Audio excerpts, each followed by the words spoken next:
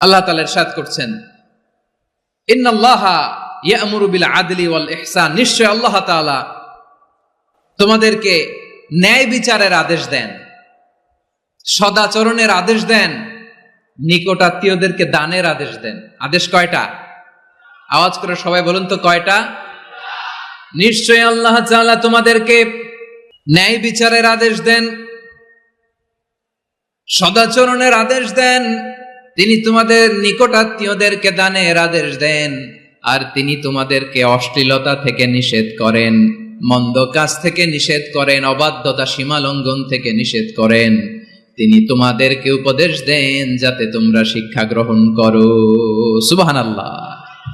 উপদেশ দিচ্ছে স্বয়ং কে? তিনটা জিনিসের আদেশ। ইয়া'মুরু বিল আদল, সুবিচার ন্যায় বিচারের আদেশ তিনি দেন। ইহসানের আদেশ দেন, যাতে আমরা ইহসান করি, একে অপরের প্রতি সুবিচার করি, মহানুভবতা দেখায়, অনুগ্রহ দেখায়, আর নিকট আত্মীয়দেরকে যেন আমরা দান করি। এই তিনটা আদেশ তিনি দিয়েছেন। আর কোন তিনটা জিনিস থেকে তিনি বারণ করেছেন? অশ্লীলতা, ফাহশা, মুনকার, মানে সব মন্দ আর অসৎ কাজ, এগুলো থেকে তিনি আমাদেরকে বারণ করেন। ওয়াল বাগি, অবাধ্যতা, সীমা লঙ্ঘন, এই তিনটা কাজ থেকে তিনি আমাদেরকে বারণ করেন। তিনি আমাদেরকে উপদেশ দেন, স্বয়ং আল্লাহ তাআলা আমাদেরকে উপদেশ দেন যাতে করে আমরা শিক্ষা গ্রহণ করি। সুবহানাল্লাহ পড়ে। তাহলে আসুন আমরা ধরে ধরে একটা একটা করে সামনের দিকে আগাই। আল্লাহ তাআলা প্রথমে আমাদেরকে আদেশ দিয়েছেন আদালের। ইন্নাল্লাহা ইয়া'মুরু বিল আদল, আওয়াজ করে বলুন আল আদাল। সবাই পড়ুন আল আদাল। আমরা উর্দু জানি, হিন্দি জানি, অনেকে ইংরেজিও জানি, কিন্তু আরবি শব্দগুলো আমাদের মুখ দিয়ে বেরোতে চায় না। আওয়াজ করে বলুন আল আদাল। মাশাআল্লাহ। ইন্নাল্লাহা ইয়া'মুরু বিল আদল, আল্লাহ তাআলা আমাদেরকে আদলের আদেশ দেন। আদল অনেকে না বুঝলেও আদালত শব্দটা বুঝবেন। আদালত, আদালত, আদালত বুঝেন না? যেখানে বিচার কার্যের ফয়সালা করা হয়, কোর্ট কাচারি আদালত, এটা তো ভেরি কমন। এটা শুনছেন না সবাই? আদালত, যেখানে ন্যায় বিচার হবে, সুশাসন হবে। কিন্তু ভাগ্যের কি নির্মম পরিহাস, ওখান থেকে মিথ্যা সাক্ষী দিয়ে মনমতো রায় দিয়ে দেয়া হয়। এগুলোর পরিবর্তন হওয়ার দরকার আছে না নাই? প্রিয় ভাইয়েরা, আদালত, আল আদল, ইংরেজিতে বলে জাস্টিস, ন্যায় বিচার, সুবিচার, সুশাসন, জাস্টিস, আল আদল, সব জায়গায় এই জাস্টিস থাকা দরকার। Justice should be prevailed in the society. The mission of all prophet was to uphold the justice. সব নবীর মিশন ছিল এই জাস্টিসকে, আদালকে, সুশাসন আর সুবিচারকে নিশ্চিত করা। পড়েন সুবহানাল্লাহ। And the core message of every divine scripture was to uphold justice. পৃথিবীর সব আসমানি কিতাবের মূল শিক্ষা ছিল এই জাস্টিসকে সমাজে এনশিওর করা, সুবিচার, সুশাসনকে এনশিওর করা। তাহলে প্রিয় ভাইরা, আমরা বুঝতে পারলাম আল আদল শব্দের মানে হচ্ছে ইনসাফ বা সুবিচার বা ন্যায় বিচার। এটা হচ্ছে একটা general meaning, very general meaning. আপনি যদি ইন ডেপথ বুঝতে চান, আরো ভেতরে যান, তাহলে আদল মানে হচ্ছে সমন্বয়, আদল মানে হচ্ছে ভারসাম্য, ব্যালেন্স, আদল মানে হচ্ছে মধ্যম পন্থা। সুবহানাল্লাহ পড়েন।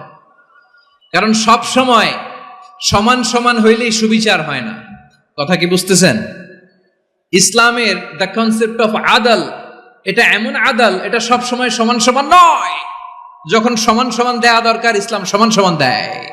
যখন ব্যালেন্স করা দরকার, চেক এন্ড ব্যালেন্স, সমন্বয়, ভারসাম্য করা দরকার, তখন ইসলাম ভারসাম্য করে দেয়। এটার নাম আদল। সুবহানাল্লাহ। সহজ করে আপনাদেরকে বুঝাই। যেমন ধরুন, একটা পরিবারের 3 জন সদস্য, স্বামী, স্ত্রী আর সন্তান। তাদের সকালবেলার ব্রেকফাস্টে, স্বামীর সকালের নাস্তায় স্বামীর 3টা রুটি লাগে, স্ত্রীর 2টা লাগে, আর সন্তানের 1টা রুটি লাগে। এখন আমি যদি সমান সমান করে আদল করতে চাই, সবাইকে যদি 3টা করে রুটি দেই, তাহলে স্বামী বেচারার জন্য ঠিক আছে? কি বলেন? কথা কি বুঝতেছেন না কষ্ট হয়ে যাচ্ছে? যদি সমান সমানের নিয়মে আগাই, তাহলে 3টা করে যদি রুটি দেই, স্বামীর জন্য ওকে, কিন্তু স্ত্রীর জন্য 1টা বেশি হয়ে যায়। আর সন্তানের জন্য কয়টা বেশি হয়? আচ্ছা, এই তো বুঝতেছেন, মাশাআল্লাহ। আচ্ছা, 2টা করে যদি সবাই দেয় সমান সমান নীতিতে, তাহলে স্ত্রীর জন্য, স্ত্রী বেচারির জন্য ঠিক আছে, কিন্তু স্বামীর কয়টা কম পড়ে? আর সন্তানের বেশি হয়ে যায় কয়টা? আচ্ছা, সমান সমান নীতিতে সবাইকে যদি সকালের নাস্তার জন্য একটা করে রুটি দেই, সন্তানের জন্য ঠিক আছে, কিন্তু স্ত্রী বেচারির কম পরে কয়টা, স্বামীর কম পরে কয়টা? দুইটা। কথা কি বুঝতেছেন? আর আমি যদি স্বামীকে দেই তিনটা, স্ত্রীকে দেই দুইটা, আর সন্তানকে দেই একটা, তাহলে কারো অপচয় হবে না, যার যতটুকু দরকার ঠিক ততটুকুই কাজে লাগবে। চিল্লায় বলেন ঠিক কিনা? এটাই হচ্ছে ইসলামের আদল, যেখানে যার যতটুকু দরকার তাকে সেখানে ঠিক ততটুকু দিয়ে দেওয়ার নামই হচ্ছে আদল। চিল্লায় পড়েন আল্লাহু আকবার। রব্বুল আলামিন বলেন, ইউসিকুমুল্লাহু ফি আওলাদিকুম লিযযাকারি মিসলু হাযযিল উনসায়াইন। আল্লাহ তোমাদেরকে ওসিয়ত করেন, তোমাদেরকে আদেশ দেন, উত্তরাধিকার সম্পদ যখন বন্টন হবে, ছেলেরা যতটুকু পাবে মেয়ে পাবে তার অর্ধেক। সুবহানাল্লাহ বলেন। দেখেন, ছেলে যদ্দূর মেয়ে অর্ধেক, ছেলে ডবল পাবে। আপাত দৃষ্টিতে মনে হয় এখানে অবিচার হয়েছে, কিন্তু আসলে কি অবিচার হয়েছে? আপনি বিয়ের ক্ষেত্রে যান, ওইখানে আবার ছেলে মোহরানা দেয়, মেয়ে সেখানে মোহরানা পায়, তাহলে চেক এন্ড ব্যালেন্স, ভারসাম্য, ব্যালেন্স, মধ্যম পন্থা এখানে আছে না নাই? এটাই হচ্ছে ইসলামের আদল। আল্লাহ তাআলা এই আদলের আদেশ দিয়েছেন, সুবিচার, ন্যায় বিচার, সুশাসন এবং ভারসাম্যের আদেশ দিয়েছেন। প্রিয় ভাইয়েরা, একটি শান্তিময় সমাজ, একটা সমৃদ্ধ সমাজ, একটা মানবিক সমাজ যদি আমরা পেতে চাই, এই আয়াতের মধ্যে যতগুলো পয়েন্ট আছে সবগুলোর বাস্তবায়ন লাগবে। কথা বুঝতে পেরেছেন? বলেন, আওয়াজ করে বলেন, আমরা একটা শান্তির সমাজ চাই কি চাই না? আমরা একটা সমৃদ্ধ বাংলাদেশ চাই কি চাই না? আমরা একটা মানবিক বাংলাদেশ চাই কি চাই না? এই আয়াতে আল্লাহ তাআলা একটা মানবিক সমাজের রূপরেখা টেনেছেন। তার প্রথম কথা হচ্ছে, ইন্নাল্লাহা ইয়ামুরু বিল আদল। আল্লাহ তাআলা তোমাদেরকে আদলের নির্দেশনা দেয়, সুবিচার, সুশাসনের নির্দেশনা দেয়। যে সমাজে আদল থাকে না, সেই সমাজে জুলুম মানুষের ঘাড়ে চেপে বসে। আদলের বিপরীত হচ্ছে জুলুম। আদলের বিপরীত কি? জুলুম বা জাওর, অত্যাচার, অবিচার, বৈষম্য। এই যে বৈষম্য বিরোধী ছাত্র আন্দোলন কমন পড়ছে, এই যে একজন সমন্বয়ক তো দেখা করলো আমার সাথে। জুলুম মানে হচ্ছে বৈষম্য। বৈষম্যের স্থান ইসলামে নাই, অবিচারের স্থান ইসলামে নাই, জুলুমের স্থান ইসলামে নাই। আল্লাহ তাআলা বলেন যে আমি জুলুমকে নিজের জন্য হারাম করেছি এবং তোমাদের জন্য হারাম করেছি। বিশ্বনবী ফরমান, আল্লাহ তাআলা বলেন হাদিসে কুদসিতে, ইয়া ইবাদি ইন্নী হারামতুয যুলমা আলা নাফসি ওয়া জাআলতুহু বাইনাকুম মুহাররামান ফালা তাযালামু। আমার গোলামেরা শোনো, নিশ্চয় আমি আল্লাহ তাআলা জুলুমকে আমি আমার উপরে হারাম করেছি, অনুরূপভাবে জুলুম করাকে তোমাদের উপরেও হারাম করেছি। ফলে ফালা তাযালামু, তোমরা একে অপরের সাথে জুলুম করো না। নির্দেশনাটা কার? খবরদার, জুলুমের সাথে আমাদের কোনো সম্পর্ক, জুলুমের সাথে ইসলামের কোনো সম্পর্ক নাই। আল্লাহ তাআলা জালিমদের জন্য কঠিন শাস্তি প্রস্তুত করে রেখেছেন। যারা এই আদলকে ভুলুণ্ঠিত করে জুলুমের রাস্তায় হাঁটতে চায়, তাদের প্রাপ্য কিয়ামতের ময়দানে বুঝিয়ে দিবে কে? আল্লাহ তাআলা তাদের প্রাপ্যকে বুঝিয়ে দিবেন। এজন্য বিশ্বনবী বলে, খবরদার, তোমরা ইনসাফ করবে, আদল করবে, জুলুম করবে না। আর যুলমু যুলুমাতুন ইয়াউমাল কিয়ামা, জুলুম কিয়ামতের দিন অন্ধকার হয়ে জালিমের ঘাড়ে চেপে বসবে। আবার বিশ্বনবী বলতেন, ইত্তাকি দাওয়াতাল মাজলুম, খবরদার, তোমরা মজলুমের কান্নাকে ভয় করো। ফাইন্নাহু লাইসা বাইনাহু ওয়া বাইনাল্লাহি হিজাব, কেননা মজলুমের কান্নার মাঝে আর আল্লাহর আরশের মাঝে কোনো পর্দা থাকে না। বিশ্বাস হয়? এই কথা বিশ্বাস হয়? এর জলজ্যান্ত প্রমাণ তো আমরা নিজেরাই দেখলাম। হ্যাঁ, মজলুমের কান্না ফুলে ফেপে মহিরুহ হয়ে, পাহাড়ের মতো হয়ে, বিস্ফোরিত হয়ে জালিমের মসনদকে ছারখাড় করে দিয়েছে। এর প্রমাণ তো আমরা নিজেরাই তো দেখলাম। জালিমের পরিণতি কি হয় আমরা জীবদ্দশাই তো দেখলাম। এমনও কোনো জুলুম নাই যে হয় নাই, ঠিক কিনা বলেন? আহারে জুলুম, আহারে জুলুম। রিসেন্টলি আয়না ঘরের কিছু ছবি প্রকাশিত হয়েছে সোশ্যাল মিডিয়ায়, দেখেছেন আপনারা? হ্যাঁ, ছোট্ট একটা জায়গা, স্বাধীন মানুষকে প্রাণীর মতো, পাখির মতো খাঁচায় বন্দী করে রেখেছে। কখন দিন কখন রাত কিচ্ছু জানে না। কখন দিন কখন রাত কিছু জানে না, বছরের পর বছর কেটে গিয়েছে। এক্সট্রা জুডিশিয়াল কিলিং এর কোনো হিসাব নাই, বিচার বহির্ভূত হত্যা, এনফোর্স ডিসঅ্যাপিয়ারেন্স, গুম, যেটা সবচাইতে বড় মানবতা বিরোধী অপরাধ। কত মানুষ যে গুম হয়েছে তার কোনো ইয়ত্তা নাই। যেই ফ্যামিলির সদস্য গুম হয়েছে তারা কি ওই লোকটার জন্য মাগফিরাতের দোয়া করবে নাকি সুস্বাস্থ্যের দোয়া করবে তারা নিজেরাও জানতো না, কারণ জানে না ও বেঁচে আছে না মরে গেছে। আহা, বিডিআর নওজোয়ানদের যারা ছাড়া পেল দেখলাম, বিনা অপরাধে, কোনো অন্যায় ছাড়া, অপরাধ ছাড়া তাদের জীবন থেকে, তাদের তারুণ্যের, তাদের যৌবনের 15 বছর, 16 বছর, 17 বছর নাই, 6 মাস বয়সের ছোট বাচ্চাকে রেখে জেলে গেছে। 6 মাসের মেয়ে বেরোয় দেখে মেয়ের বয়স 17 বছর। মেয়ে বাবারে চিনে না, বাবা মেয়েরে চিনে না। মেয়েকে এখন বিয়ে দিয়ে আরেক ছেলের হাতে তুলে দিবে। মেয়ের শৈশব বাবা দেখে নাই, মেয়ের কৈশোর বাবা দেখে নাই, মেয়ের তারুণ্য দেখে নাই। আরেক যুবককে দেখলাম 14 বছরের 14 দিনের সংসার, 2 সপ্তাহের সংসার শেষে জেলে গেছে। কত যুবকের যে স্ত্রী চলে গিয়েছে ফ্যামিলি ছেড়ে, কারণ জানে না তো কবে আসবে, কি হবে, কেউ জানতো না। দাম্পত্য জীবনের মাত্র 14 দিনের স্মৃতি, এই স্মৃতিকে আঁকড়ে ধরে এক বোন 16টা বছর, 17টা বছর কাটিয়ে দিয়েছে। আমি নিউজটা দেখে ভাবলাম, আমার এই বোনের প্রতিটি দিন কিভাবে কেটেছে, প্রতিটি রাত কিভাবে কেটেছে, প্রতিটি ক্ষণ কিভাবে কেটেছে।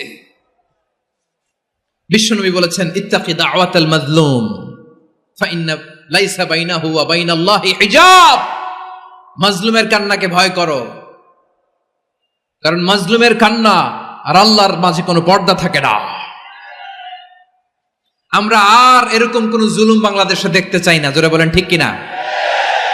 আর কেউ নতুন করে জালিম হোক আপনারা চান? আবার নতুন করে কেউ ফ্যাসিস্ট হোক আপনারা চান? এক দল আরেক দলকে নিশ্চিহ্ন করার রাজনীতিতে মেতে উঠুক, এটা আপনারা চান?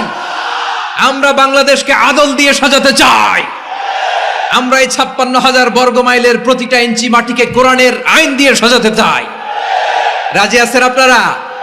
কারা কারা রাজি দেখান হাত তুলে আল্লাহকে।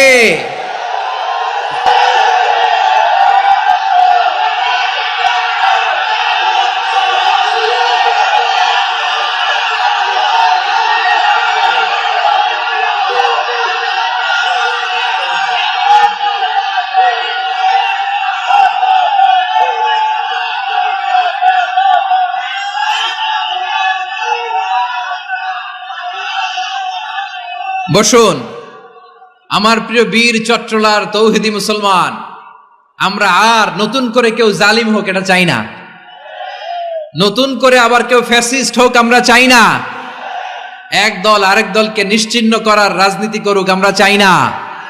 আমরা সুশাসনের বাংলাদেশ চাই, আমরা মানবিক বাংলাদেশ চাই, আমরা একটা সমৃদ্ধ বাংলাদেশ চাই, আমরা বিশ্বের বুকে সম্মান নিয়ে মাথা উঁচু করে দাঁড়াতে চাই, ঠিক কিনা বলেন?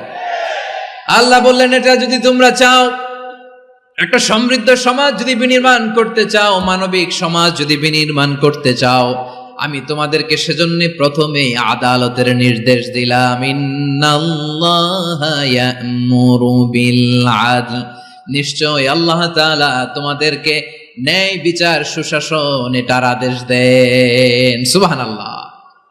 আদাল, ন্যায় বিচারের আদেশ আল্লাহ তাআলা কোরআনের বিভিন্ন আয়াতে দিয়েছেন। আল্লাহ তাআলা বলছেন, ইন্নাল্লাহা ইয়া'মুরুকুম আন তুআদ্দুল আমানাতি ইলা আহলিহা ওয়া ইযা হাকামতুম বাইনান নাসি আন তাহকুমু বিল আদল ইন্নাল্লাহা নি'ম্মা ইয়া'iযুকুম বিহি ইন্নাল্লাহা কানা সামিআন বাসীরা।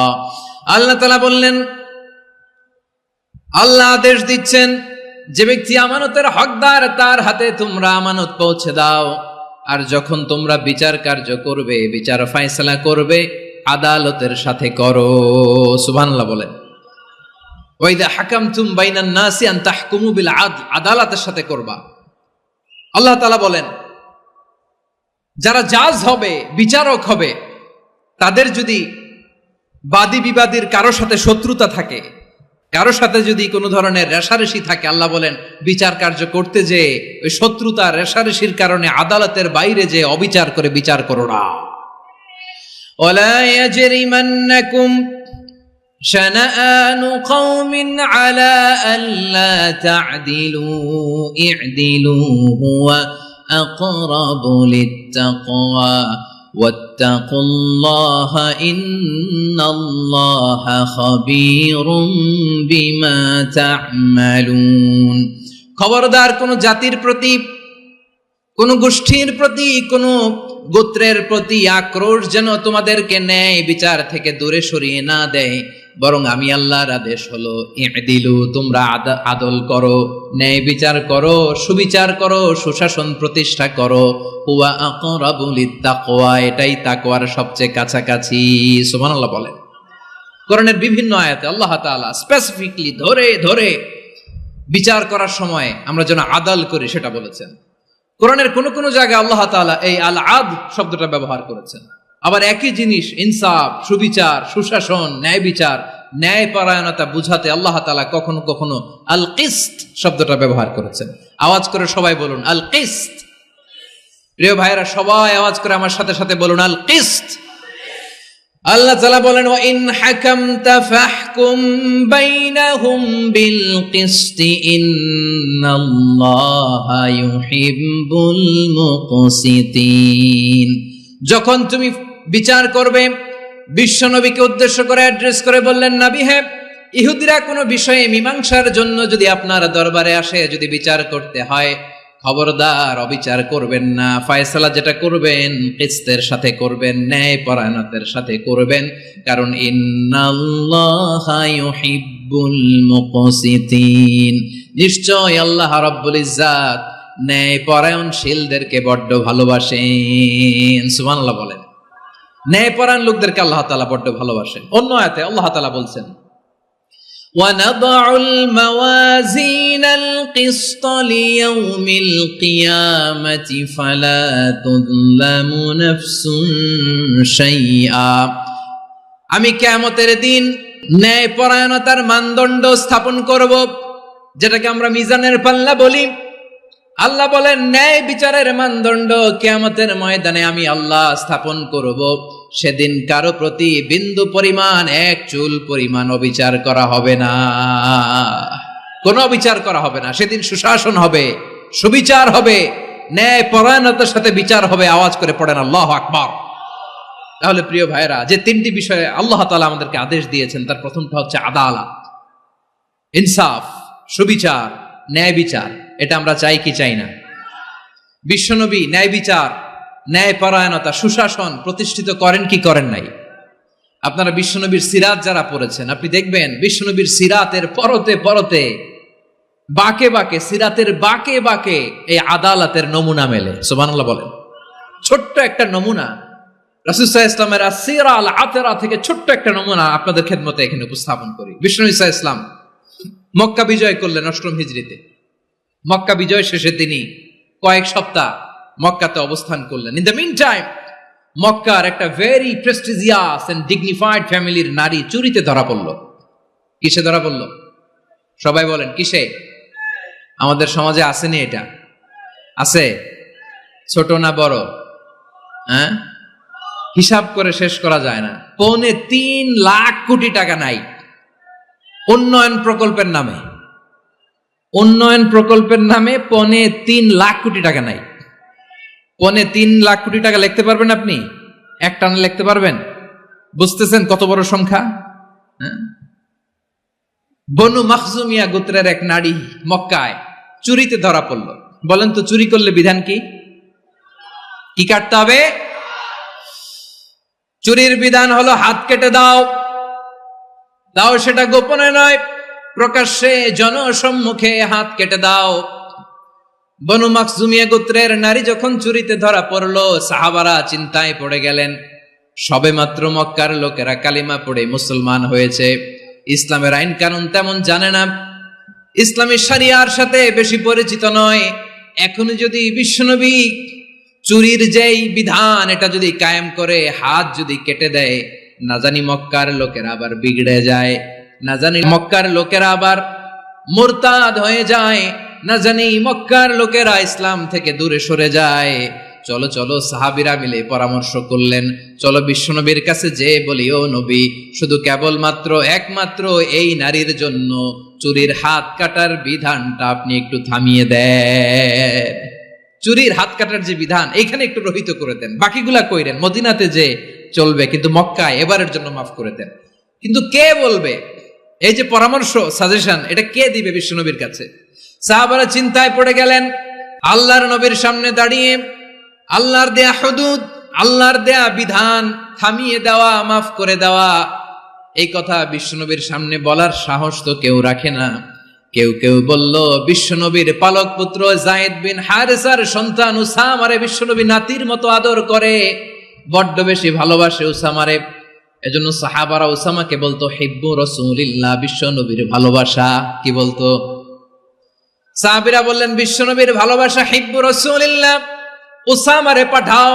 উসামারে বিশ্বনবী নাতির মতো স্নেহ করে, মায়া করে, ভালোবাসে। আমরা পারবো না, উসামা পারবে। সবাই মিলে ফুলিয়ে ফুসিয়ে উসামাকে, ছোট্ট উসামাকে রাজি করালো। উসামা এমন এমন কথা যে তুমি বিশ্বনবীর কাছে বলতে হবে, পারবা নাকি? উসামা বলে, পারবো। সাইয়েদনা উসামা রাদিয়াল্লাহু তাআলা আনহু তরুণ সাহাবী বিশ্বনবীর কাছে গেলেন, যে বললেন, নবী, বনু মাখজুমিয়া গোত্রের এক নারী চুরিতে ধরা পড়েছে, এবারের জন্য কি এই মহিলাটারে মাফ করে দিলে হয় না? এবারের জন্য একটু ক্ষমা করা যায় না নবী?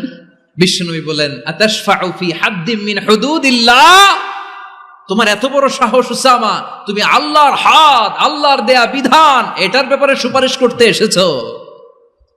তোমরা কি জানো তোমাদের আগে যত কওম, যত গোত্র, যত জনপদ ধ্বংস হয়েছে তার কারণ ছিল তাদের মধ্যে গরিবরা অন্যায় করলে তারা বিচার করত, আর ধনীরা অন্যায় করলে তারা মাফ করে দিত। খবরদার!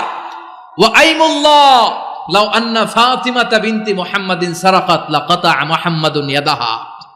বিশ্বনবী বললেন, ওরে ওসামা, বানু মাখজুমিয়ার ওই প্রেস্টিজিয়াস এন্ড ডিগনিফাইড ফ্যামিলির মেয়ে তো দূর কি বাত, অনেক দূরের কথা। জেনে রেখো ওসামা, আমার কলিজার টুকরা, নয়নের পুটুলি ফাতেমাও যদি মক্কার জমিনে আজকে এই চুরির দায়ে ধরা পড়তো, আমি বিশ্বনবী মুহাম্মাদুর রাসূলুল্লাহ ধরে ফাতেমার ডান হাতটা কেটে দিতে এক বিলম্ব দেরি করতাম না। ইন্নাল্লাহা ইয়া'মুরু বিল আদল,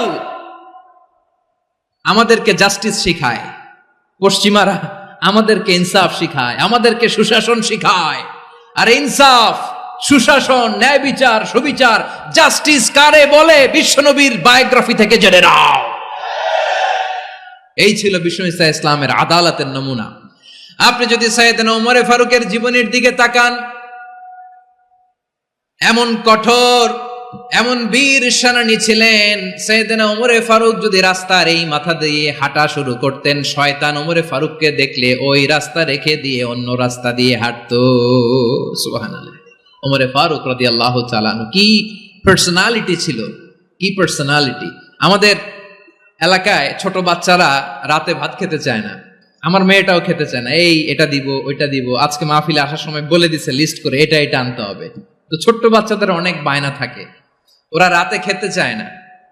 তো মায়েরা বিভিন্ন ভয় দেখায়, এই বাঘ আসবে, বাঘ আসবে খাও, এই ভূত আসবে, ভূত আসবে খাও। আপনারা কি বলেন চট্টগ্রামে? কি আসবে? হ্যাঁ, ভূত, ভূত, ভূত আসবে, বাঘ আসবে, খাও খাও খাও, তাড়াতাড়ি খাও। তো বাচ্চারা এগুলো শুনে ভয়ে খেতে শুরু করে। মদিনার জমিনেও একই ঘটনা ঘটতো। মদিনার ছোট্ট ছোট্ট সোনামণিরা খেতে চাইতো না। তো মায়েরা বলতো, হা হুয়া ইয়াতি উমর, হা হুয়া ইয়াতি উমর, ওই যে উমর আসতেছে, উমর। ওমরে ফারুকের কথা শুনলে বাচ্চারা একেবারে ঠান্ডা। সুবহানাল্লাহ পড়বেন না? প্রভু তুমি বলেছ রাসূল দেবে না, বলনি দেবে না ওমর, বলনি দেবে না হামজা তারিক, খালিদ বিজয় সমর।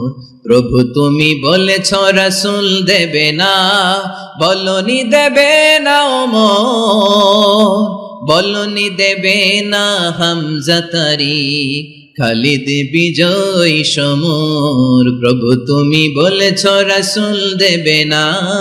আল্লাহু আকবার। ওমর ফারুক রাদিয়াল্লাহু তাআলা আনহু, ওনার কথা শুনলে গায়ের মধ্যে গুজবাম হয়, গায়ের পশমগুলো দাঁড়িয়ে যায়। সুবহানাল্লাহ বলেন। কি পার্সোনালিটি ছিল, কি ব্যক্তিত্ব ছিল। মুনাফিকরা ওমর ফারুককে জমের মতো ভয় পেতেন। শয়তান, খুদ শয়তান অন্য রাস্তা দিয়ে হাঁটতো। ওমর ফারুক রাদিয়াল্লাহু তাআলা আনহুর জীবনে যদি দেখেন, তাহলে সেখানে আপনি আদালতের, ইনসাফের, সুশাসনের, জাস্টিসের নমুনা দেখতে পাবেন। কয়টা শুনবেন?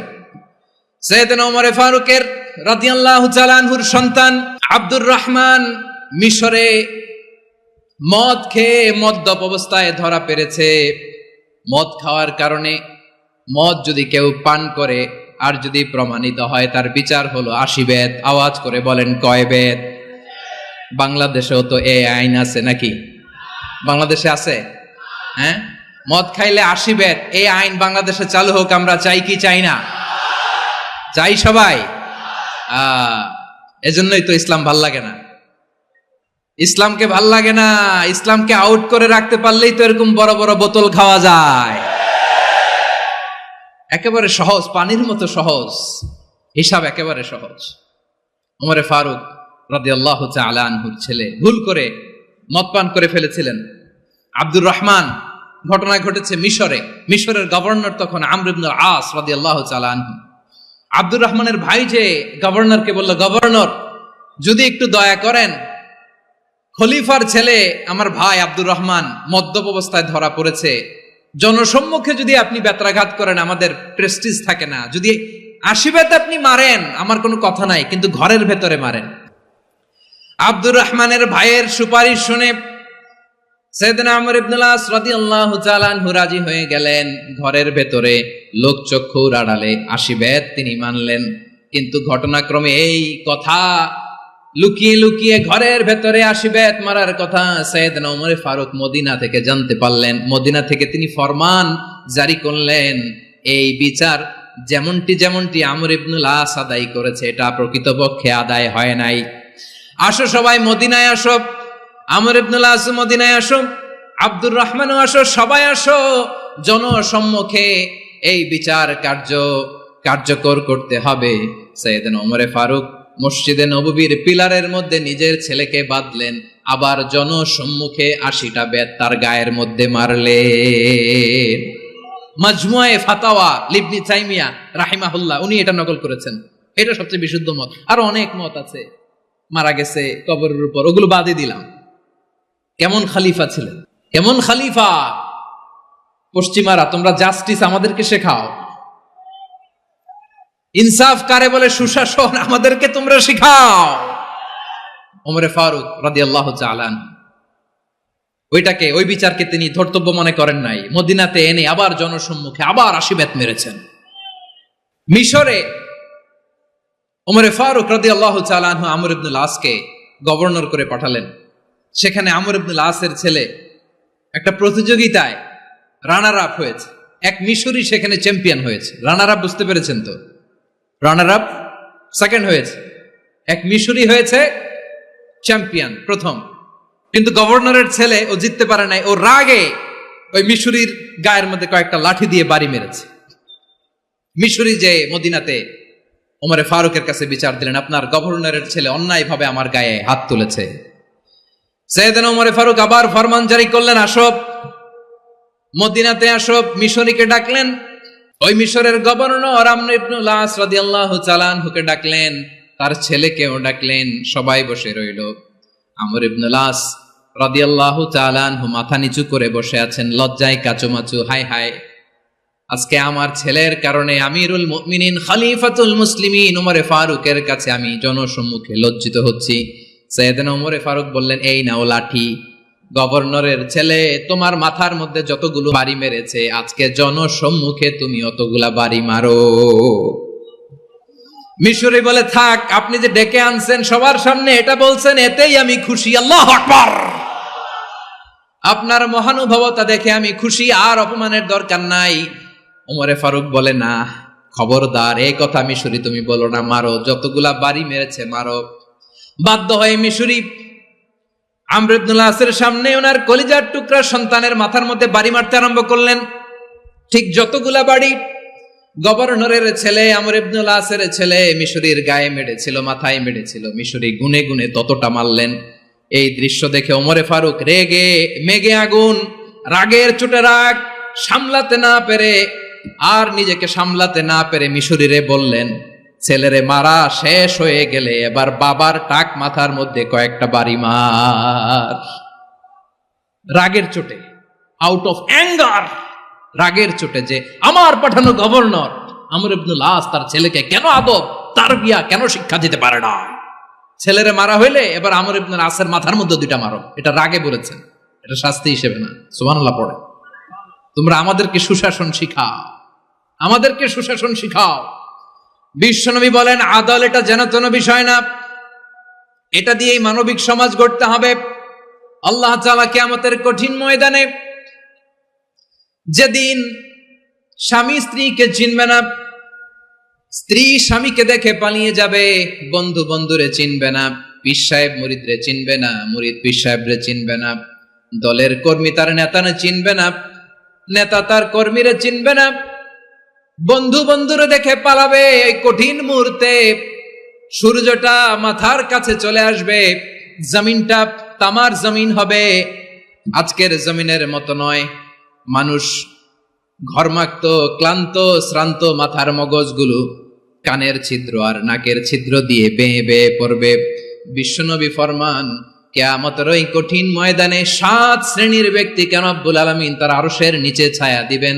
তার মধ্যে প্রথম শ্রেণীর ব্যক্তি হলো ইমামুন আদিল।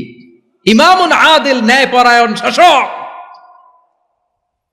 যে ইনসাফের সাথে বিচার করে, যে জাস্টিস সমাজে সার্ভ করে, যে সুশাসন নিশ্চিত করে, ওই ইমামুন আদিল। আদিল শব্দটা বুঝছেন না? ইন্নাল্লাহা ইয়া'মুরু বিল আদল, পাইছেন?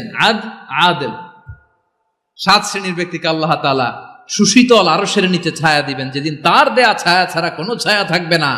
এর প্রথম হচ্ছে ইমামুন আদিল, ন্যায়পরায়ণ শাসক। চিল্লায় বলেন সুবহানাল্লাহ। আবার বিশ্বনবী বললেন ইন্নাল মুকসিতিনা ইনদাল্লাহি আলা মানাবিরা মিন নূর আন ইয়ামিনির রহমান। কিয়ামতের দিন যারা ন্যায়পরায়ণ হিসেবে আল্লাহর সামনে দাঁড়াবে, কিয়ামতের দিন রব্বুল আলামিন তার আরশের ডান দিকে ওই ন্যায়পরায়ণ লোকদের জন্য আরশের ডান দিকে একটা নূরের মিম্বারে তাদেরকে বসার সুযোগ করে দিবে।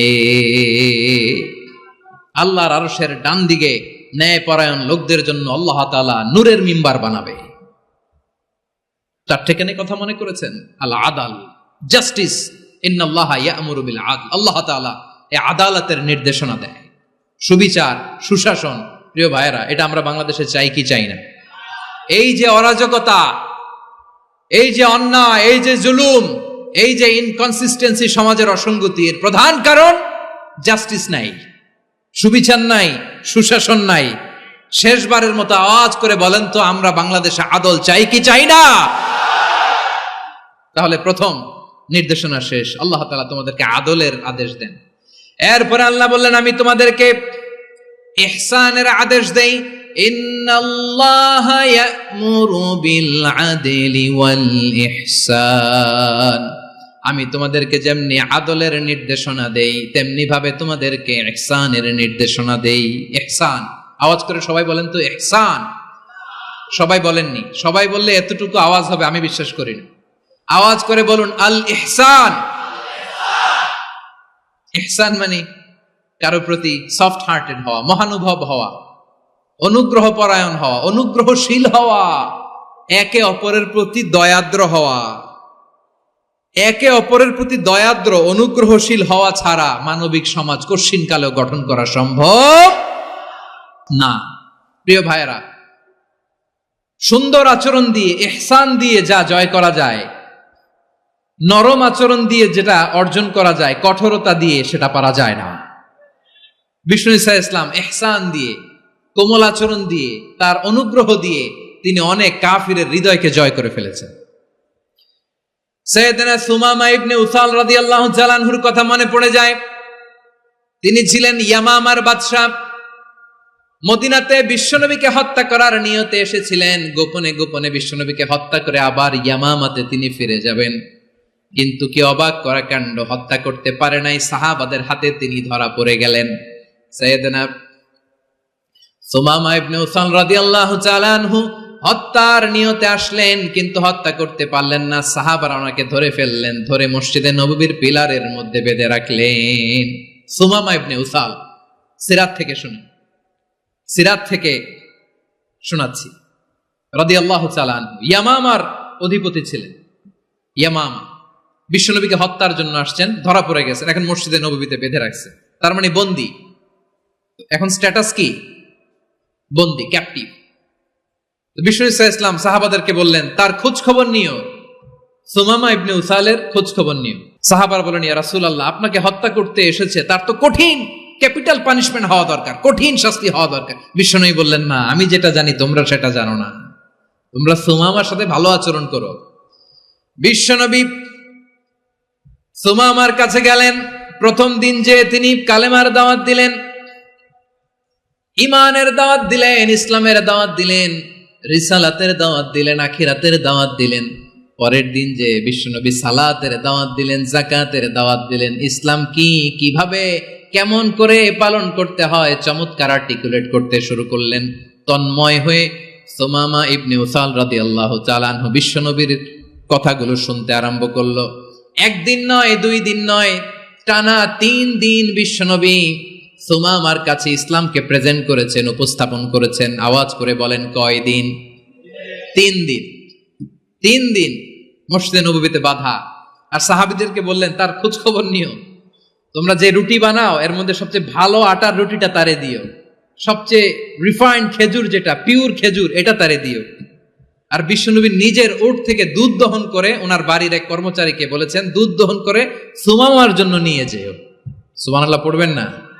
সবাই তো অবাক, ইয়ামামা থেকে আসছে নবীকে হত্যা করতে, বিশ্বনবী দেখে তারে জামাই আদর করে, তাকে মজার মজার খাবার দিও, দুধ দিও, আদর আপ্যায়ন করো। 1 দিন নয়, 2 দিন নয়, টানা 3 দিন বিশ্বনবী এভাবে সুমামার কাছে যে ইসলামকে প্রেজেন্ট করতে আরম্ভ করলেন, ইসলামকে উপস্থাপন করতে শুরু করলেন। আর তাকে চমৎকার এন্টারটেইনমেন্ট, আপ্যায়ন দিতে আরম্ভ করলেন। টানা 3 দিন যখন ইসলামের দ্য বিউটিজ অফ ইসলাম, ইসলামের সুমহান বাণী, সৌন্দর্য তার কাছে উপস্থাপন শেষ, বিশ্বনবী বললেন সাহাবাদেরকে, যাও এবার সুমামার হাতের পায়ের রশি দুটো খুলে দাও। সাহাবারা বললেন, ইয়া রাসূলুল্লাহ, কি বলেন আপনি? ও তো হত্যাকারী, সুযোগ পায় নাই, আপনারে মারতে পারে নাই, ছেড়ে দিলে আবার ও আপনার উপর তলোয়ার নিয়ে ঝাঁপিয়ে পড়বে। নবী, এই সিদ্ধান্ত আপনি নিতে যাবেন না। বিশ্বনবী বললেন, যেটা বলেছি সেটা করো, সুমামার রশিগুলো ছেড়ে দাও, সুমামার হাতে পায়ের রশিগুলো যে তোমরা খুলে দাও। সাহাবারা তর্ক জুড়ে দিলেন, লা ইয়া রাসূলুল্লাহ, এমনটা করবেন না, তো ভয়ঙ্কর ভয়ঙ্কর খুনি, কি জানি কি হয়ে যায়। বিশ্বনবী বললেন, না, তার হাতে পায়ের রশিগুলো খুলে দাও। সাহাবারা বিশ্বনবীর কথা মতো তার হাতে পায়ের রশিগুলো খুলে দিল। সুমামা মুহূর্তের মধ্যে মসজিদে নববী থেকে বের হয়ে ইয়ামামায় ফিরে না যে মসজিদে নববীর পাশে একটা খেজুর বাগান ছিল, সেখানে চলে গেলেন। সেখানে একটা ছোট্ট কুয়া ছিল, কুয়ার পানি দিয়ে তিনি গোসল করলেন। সুবহানাল্লাহ পড়েন।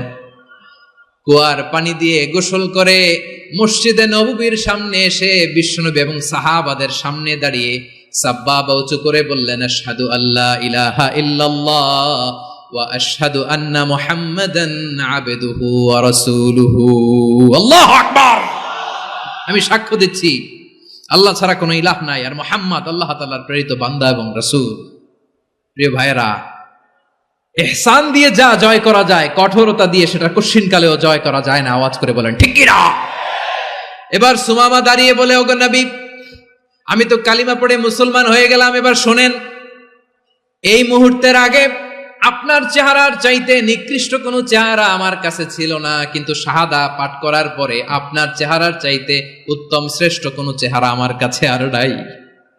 ও নবী, আজকের দিনের আগে ইসলাম ধর্মের চেয়ে নিকৃষ্ট অপছন্দনীয় কোনো ধর্ম আমার কাছে ছিল না, কিন্তু এই মুহূর্ত থেকে ইসলামের চেয়ে সেরা শ্রেষ্ঠ পছন্দনীয় কোনো ধর্ম আমার কাছে নাই। নবী গো, আজকের দিনের আগে মদিনার চাইতে অপছন্দনীয় নিকৃষ্ট কোনো শহর আমার কাছে ছিল না, কিন্তু এই মুহূর্তের পর থেকে মদিনার চাইতে কোনো শ্রেষ্ঠ শহর আমার জানা নাই।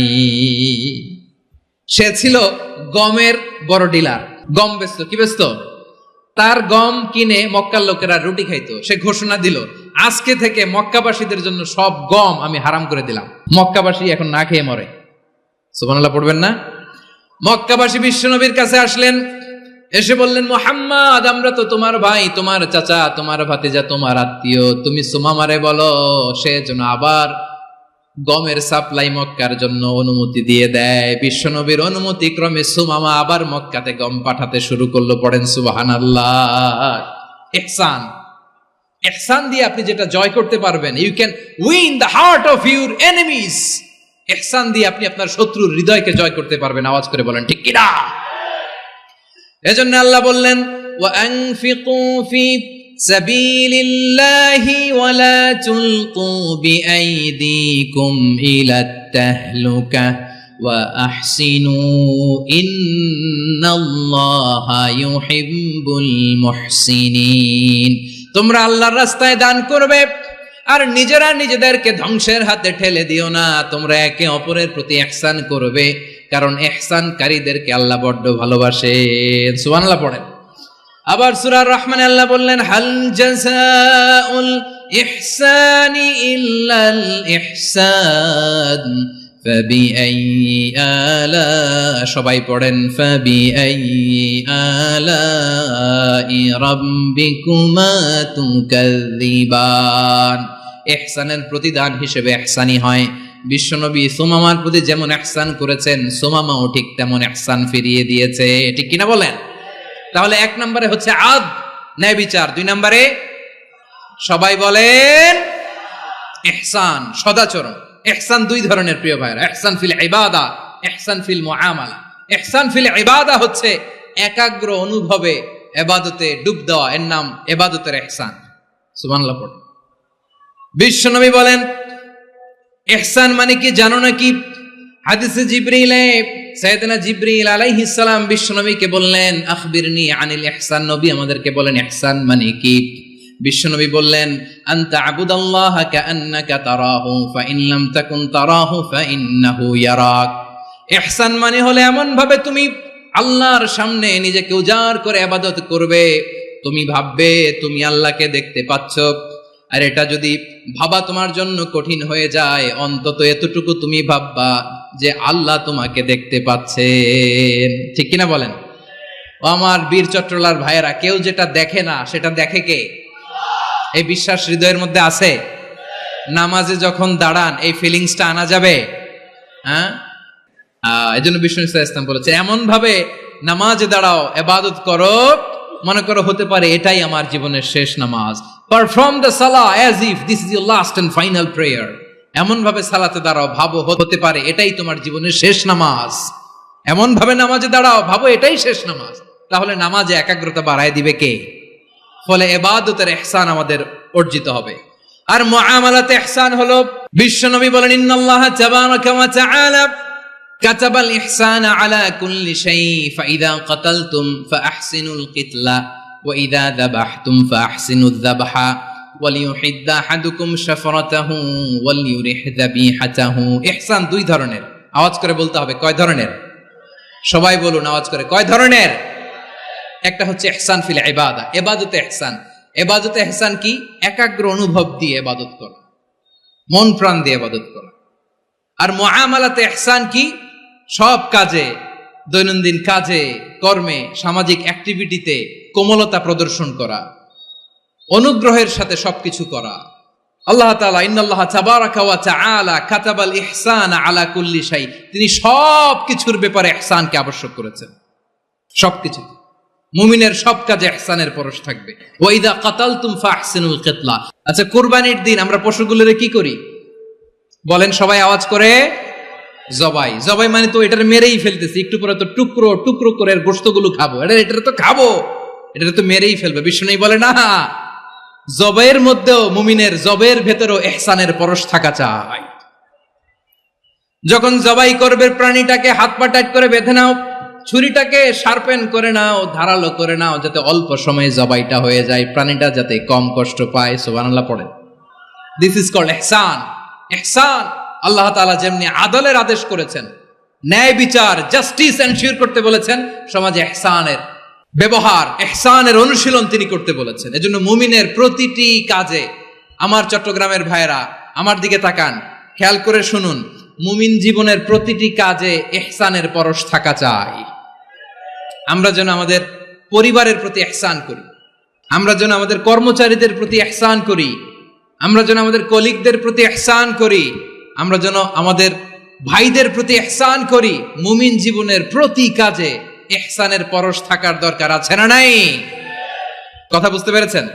তাহলে আল্লাহ তাআলার 3টা আদেশ ছিল, কয়টা গেল? ভুলে গেছে, ভুলে গেছে চট্টগ্রাম। 3টা আদেশের মধ্যে কয়টা বললাম? প্রথমে কি ছিল? আদল। 2 নম্বরে, 3 নম্বরে রব্বুল আলামিন বললেন ওয়া ইতাইদিল কুরবা, নিকটাত্মীয়দেরকে দান করো, নিকটাত্মীয়দেরকে দাও, যারা তোমাদের ব্লাড কানেকশনের আত্মীয় তাদেরকে তোমরা দাও। এখানে জেনারেলি বললেন দাও, কি দিব সেটা তিনি এখানে বলেন নাই, সেটা তিনি সূরাতুল ইসরার মধ্যে বলেছেন। আল্লাহ বলেন ওয়া আতিদাল কুরবা হাক্কা, নিকটাত্মীয়দেরকে তাদের অধিকার, তাদের প্রাপ্য তোমরা বুঝিয়ে দাও। দেখেন, একটা শান্তির সমাজ, একটা সমৃদ্ধ সমাজ, একটা মানবিক সমাজ গঠনের জন্য আল্লাহ তাআলা বেশি না, মাত্র 3টা অর্ডার, 3টা ভার্ডিক্ট তিনি জারি করেছেন। 1 নাম্বার সুশাসন, ন্যায় বিচার। 2 নাম্বার ইহসান। 3 নাম্বার নিকটাত্মীয়, যারা কাছের, তোমার ভেরি ক্লোজ রিলেশনশিপে আছে, তাদেরকে দাও। দাও, দিলে বাড়িয়ে দেয় কে? অনেকে দিতে চায় না, কৃপণতা করে। দিলে বাড়ায় দেয় কে? ও মিয়া, মদিনার মধ্যে সবচাইতে গরিব সাহাবী ছিল বেলাল রাদিয়াল্লাহু তাআলা আনহু। ওনার এন্টায়ার অ্যাসেট, সম্পদের পরিমাণ কতদূর জানেন? একটা লুঙ্গি। বেলাল রাদিয়াল্লাহু তাআলা আনহু, ওনার টোটাল ওয়েলথের এস্টিমেশন হচ্ছে মাত্র একটা লুঙ্গি। একটা লুঙ্গি, টোটাল ওয়েলথ এস্টিমেশন, টোটাল সম্পদের পরি বেলাল রাদিয়াল্লাহু তাআলা আনহুর কি ছিল? কথা বোঝে নাই বোধহয়, কি ছিল? ওই বেলাল রাদিয়াল্লাহু তাআলা আনহুকে বিষ্ণু ইসলাম বলেছেন আনফিক ইয়া বেলাল, ও বেলাল তুমিও দাও। ওয়ালা তাখশা মিন যিল আরশি ইখলালা, আরশের অধিপতির তো কোনো ঘাটতি নাই, তুমি দিলে ওই আল্লাহ তোমারে বাড়ায় দিবে। এজন্য আমার প্রিয় ভাইয়েরা, দিলে কমে না, দিলে বাড়ে। অনেকে ধরে রাখে, নতুন কিছু নিতে পারে না, হাত দিয়ে যেটা ধরে রেখেছেন এটা দিয়ে দেন, বড় একটা ধরার সুযোগ পাবেন। জোরে বলেন ঠিক কিনা? ধরেন 5 কেজি ওজনের একটা ধরে রাখছেন, এখন 10, এটা না ছাড়লে 10 কেজি ধরতে পারবেন আপনি? আচ্ছা, 10 কেজির জিনিস একটা আছে হাতে, ওইটা যদি ছেড়ে দেন তাহলে না 15 কেজি ধরতে পারবেন। কথা বলেন ঠিক কিনা? তাহলে দিলে বাড়িয়ে দেয় কে? রব্বুল আলামিন বললেন 3 নাম্বার আদেশ হলো তোমাদের প্রতি সমাজটারে কেমন করে মানবিক সমাজ, সুন্দর সমাজ গড়বা। 3 নাম্বার আদেশ হলো ওয়া আতিদাল কুরবা হাক্কা, নিকটাত্মীয়দেরকে তাদের প্রাপ্য বুঝিয়ে দাও। এই নিকটাত্মীয়দেরকে তাদের অধিকার বুঝিয়ে দেওয়া, প্রাপ্য বুঝিয়ে দেওয়াতে আমাদের গাফলতি আছে না নাই? চট্টগ্রামে নাই? মাশাআল্লাহ, আছে আছে। অনেকে দেখবেন অনেক আল্লাহওয়ালা, তাহাজ্জুদ গুজার, সেজদা দিতে দিতে কপালে কালো দাগ ফেলে দিছে, সে তার বোনের হকটা আদায় করে নাই। আছে না নাই? হ্যাঁ, এখানেও আছে। সর্বনাশ। অনেক বড় হাজী সাহেব, বিশাল লম্বা দাড়ি, ছেলেরে সব দিয়ে দিছে, মেয়েরে কিছু দেয় নাই, মেয়ের হক আদায় করে নাই। আছে না নাই? এই হাজী সাহেবেরা, এই আল্লাহওয়ালারা কিয়ামতের ময়দানে আটকে যাবে। আপনি অন্যের অধিকার নষ্ট করেছেন, তাদের রাইটস কে ভায়োলেট করেছেন। এজন্য আল্লাহ তাআলা বলেন, কারো অধিকার যদি কেউ নষ্ট করে, ওই সমাজটা মানবিক সমাজ কঠিনকালেও হতে পারে না। এজন্য 3 নম্বর আল্লাহ বললেন ওয়া ইতাইদিল কুরবা, নিকটাত্মীয়দেরকে দাও। কি দিবা? তাদের অধিকার দিয়ে দাও। বোনের অধিকার বুঝিয়ে দাও, মেয়ের অধিকার বুঝিয়ে দাও, ফুফুর অধিকার বুঝিয়ে দাও। দেখবেন অনেক মায়েরা ছেলের পাতে মুরগির রান দেয়, মেয়ের পাতে দেয় মুরগির ঠ্যাং। এরকম আছে না নাই? ছেলেরা কি দেয়? মুরগির। মেয়ের পাতে কি দেয়? তো মেয়ের কি মুরগির রান খেতে মনে চায় না? মনে চায় না? এমনটা করা যাবে না। নিকটাত্মীয়দেরকে অধিকার দিয়ে দাও, নিকটাত্মীয়ের সাথে সুসম্পর্ক রাখো। আদেশটা কার? এজন্য প্রিয় ভাইয়েরা, জীবনে যদি বারাকা অর্জন করতে চান, নিকটাত্মীয়দের সাথে সুসম্পর্ক রাখতে হবে, তাদের জন্য উপহার পাঠাতে হবে। বিশ্বনবী বলেন, লা ইয়াদখুলুল জান্নাতা কাতে, যে ব্যক্তি আত্মীয়তার সম্পর্ককে ছিন্ন করে দেয়, সে কশিন কালেও আল্লাহর জান্নাতে ঢুকবে না। আপনি কি এটারে সহজ হাদিস মনে করছেন? এটা সহজ কথা? আপনি ভাবছেন আপনার নামাজ আপনারে বাঁচাতে পারবে, আপনার রোজা বাঁচাতে পারবে, আপনার তাহাজ্জুদ আপনারে বাঁচাতে পারবে? অধিকার নষ্ট করলে কিছুই আপনারে বাঁচাতে পারবে না। এজন্য নিকট আত্মীয়দেরকে দিতে হবে বেশি বেশি। বিশ্বনবী বলেন, ইন্না সাদাকাতা আলাল মিসকিনি সাদাকা ওয়া আলা যির রাহিমি ইসনাতান সাদাকাতুন ওয়া সিলা। মিসকিনরে দান করলে শুধু দানের সওয়াব হয়, নিকট আত্মীয়কে দান করলে দুইটার সওয়াব হয়, সাদাকার সওয়াব হয়, আবার আত্মীয়তার বন্ধন অটুট রাখার সওয়াব হয়ে যায়। আবার বিশ্বনবী বললেন, মান সাররাহু আইয়ুবসাতা লাহু ফি রিজকিহি ওয়া ইউনসা লাহু ফি আসারিহি ফালইয়াসিল রাহিমা। যে ব্যক্তি তার রিজিকের প্রশস্ততা চায় আর হায়াতে বরকত চায়, সে যেন তার আত্মীয়ের সাথে সুসম্পর্ক রাখে। আমার প্রিয় চট্টলার ভাইয়েরা, আমাদের রিজিক বাড়ুক, এটা আমরা চাই কি চাই না? সবাই চান? হ্যাঁ, আমাদের রিজিকে প্রশস্ততা আসুক, চাই কি চাই না? আমাদের হায়াতে বরকত আসুক, আমরা চাই কি চাই না? এই দুইটা যদি চান, তাহলে নিকটাত্মীয়দের সাথে সুসম্পর্ক রাখবেন। পারবেন? তাহলে সমাজটারে মানবিক সমাজ বানায় দিবে কে? তিনটা আদেশ চলে গেল। কয়টা? আওয়াজ করে বলেন। 1 নম্বরে কি ছিল? 2 নম্বরে, 3 নম্বরে নিকটাত্মীয়দেরকে দান। আমার প্রিয় ভাইয়েরা, আল্লাহ তাআলা 3টা জিনিসের যেমনি আদেশ করেছেন, অনুরূপভাবে 3টা বিষয় তিনি বারণ করেছেন, নিষেধ করেছেন। ওগুলোর কাছেও যাওয়া যাবে। শুনবেন। রাব্বুল আলামিন বলেন, ওয়ায়ানহা আনিল ফাহশাই ওয়াল মুনকারি ওয়াল বাগি।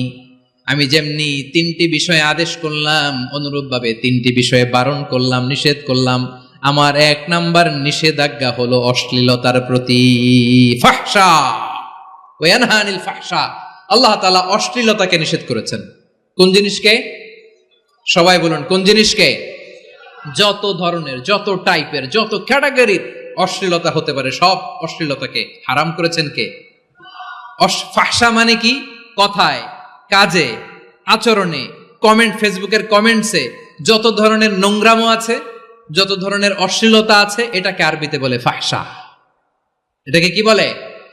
রাব্বুল আলামিন বলেন, কুল ইন্নামা حرم ربي الفواحش ما ظهر منها وما بطن। ও নবী, আপনি বলে দেন, আমার রব প্রকাশ্য অপ্রকাশ্য, স্পষ্ট কিংবা অস্পষ্ট, দৃশ্যমান কিংবা অদৃশ্যমান সব অশ্লীলতাকে হারাম করেছেন। সব ধরনের অশ্লীলতা হারাম, সব ধরনের। আল্লাহ তাআলা আমাদেরকে অশ্লীলতা থেকে বাঁচান, অশ্লীলতা থেকে তিনি আমাদেরকে হেফাজত করুক। পড়েন আমিন। এবার বলেন, আমাদের সমাজে অশ্লীলতা আছে না নাই? চট্টগ্রামে নাই? আমি কই নাই, ওনারা বলে আছে। দেখছেন, আমি সামহাও বাঁচায় দেওয়ার ট্রাই করতেছি, ওনারা বলে আছে। অশ্লীলতা নানা ভাবে, নানা নামে, নানা মোড়কে আমাদের সমাজে আছে না নাই? সংস্কৃতির নামে, ফ্যাশনের নামে, বিনোদনের নামে, উপন্যাসের নামে, কনসার্টের নামে অশ্লীলতা আছে না নাই? আপনি দেখেছেন কনসার্টগুলোর অবস্থা? এই যে আতিফ আসলাম যে আসছে আমাদের দেশে, তারপর কে কে আসছে, আমাদের তরুণ তরুণীরা, আমাদের যুবক যুবতীরা, আমাদের জেনজিরা, কি অবস্থা ওইখানে? হ্যাঁ, কি অবস্থা? কে বাঁচাবে ওদের? কে রক্ষা করবে ওদের ইমানের, ওদের চরিত্রের হেফাজতের গ্যারান্টি কে দিবে? কনসার্টের নামে অশ্লীলতা আছে না নাই? ছেলে মেয়ে একে অপরকে জড়ায় ধরতেছে, একে অপরকে চুমো খাচ্ছে, প্রকাশ্যে, দিবালোকে, গণমানুষের সামনে। আল্লাহ তাআলা এই অশ্লীলতা থেকে আমাদেরকে বেঁচে থাকতে বলেছেন, বেঁচে থাকতে বলেছেন। রূপালী জগতের নামে অশ্লীলতা আছে না নাই? এই টার্মটা আপনারা জানেন না? রূপালী জগৎ কি জগৎ? আসলে কি রূপালী জগৎ না অন্ধকার জগৎ? আমার বোনেরা, আপনাদেরকে যে কি বলে তারা বুঝায়, রূপালী জগৎ শুনেই আপনি ভরকে যাবেন না। রূপালী জগতে যে নারী যত বেশি উলঙ্গ সে নাকি তত বেশি সাহসী। জানেন, বলে এটা একটা সাহসী নারী, খুব সাহসী পদক্ষেপ তার। যত বেশি শরীর থেকে কাপড় নামাতে পারবে, যত বেশি বস্ত্রহীন হয়ে নিজেকে প্রেজেন্ট করতে পারবে, সে নাকি তত বেশি সাহসী। আমার চট্টলার ভাইয়েরা, শয়তানের প্রথমে এজেন্ডা ছিল বনি আদমকে বস্ত্রহীন করা। সে আদম এবং হাওয়া আলাইহিস সালামকে নিষিদ্ধ গাছের ফল খাইয়ে তাদেরকে বস্ত্রহীন করেছে। এই জামিনেও সে আমাদেরকে বস্ত্রহীন করতে চাইবে। এই রূপালী জগতের নামে তারা এটা করে। আমার প্রিয় বোনেরা, আপনি জানেন না আপনার দাম কত। ওরা আপনাদেরকে বিজ্ঞাপনের সস্তা পণ্য বানাতে চায়। ওরা আপনাদেরকে ওদের ভোগের লিপসার টুলস বানাতে চায়। ওরা আপনাদেরকে দিয়ে ওদের খায়েশ পূরণ করতে চায়। এটা আপনাদের জন্য মোটেও ডিগনিটি নয়, এটা আপনাদের জন্য সম্মান নয়। আপনার সম্মান শালীনতায়, আপনার সম্মান হেজাবে, আপনার সম্মান ভদ্রতায়, আপনার সম্মান আপনার ডিসেন্ট পোশাকে। পোশাক বলে দেয় এই নারীটা ভদ্র না অভদ্র। পোশাক বলে দেয় এই মেয়েটা কোন ঘরের মেয়ে। আওয়াজ করে বলেন ঠিক কিনা? আপনি জানেন না, আপনারা এই সস্তা পণ্য বানায়, ভোগের পণ্য, বিলবোর্ডে আপনাকে উলঙ্গ করে উপস্থাপন করে। এই অশ্লীলতার সাথে ইসলামের কোনো সম্পর্ক। এজন্য আল্লাহ বলেন, আমি অশ্লীলতাকে হারাম করেছি। অশ্লীলতাকে হারাম করার প্রথম কারণ হলো এর মাধ্যমে মানবতাকে অপমানিত করা হয়। কারণ মানুষের সম্মান মানুষের পোশাকে। মানুষ যখন পোশাকহীন হয়ে যায়, বস্ত্রহীন হয়ে যায়, তার সম্মান কমে যায়, ঠিক কিনা? অশ্লীলতাকে হারাম করার প্রথম কারণ হচ্ছে মানুষ মানুষকে অপমান করে। একটা নারী, সে তো সম্মানিত। নারী যে কত সম্মানিত, নারীরা এটা বুঝেই নাই। বিশ্বনবী বলেন, আর দুনিয়া কুল্লুহা মাতা ওয়া খায়রু মাতা'আদ দুনিয়া আল মারআতুস সালিহা। আমার বোনেরা, 5টা প্যান্ডেলে আপনারা এলইডিতে আমার আলোচনা শুনছেন, আমি জানি। আপনাদের এই গর্ভ যে কত দামি আপনি জানেন না। আপনার পেট থেকেই আসবে আগামী দিনের সালাহুদ্দিন আল আইয়ুবী। আপনার পেট থেকেই আসবে অনাগত দিনের ইমাম মাহদী আল মুনতাজার। আপনার পেট থেকেই আসবে অনাগত দিনের ফয়সাল, ওয়াসিম, মুগ্ধ, আবু সাইদের মতো বীর যোদ্ধা।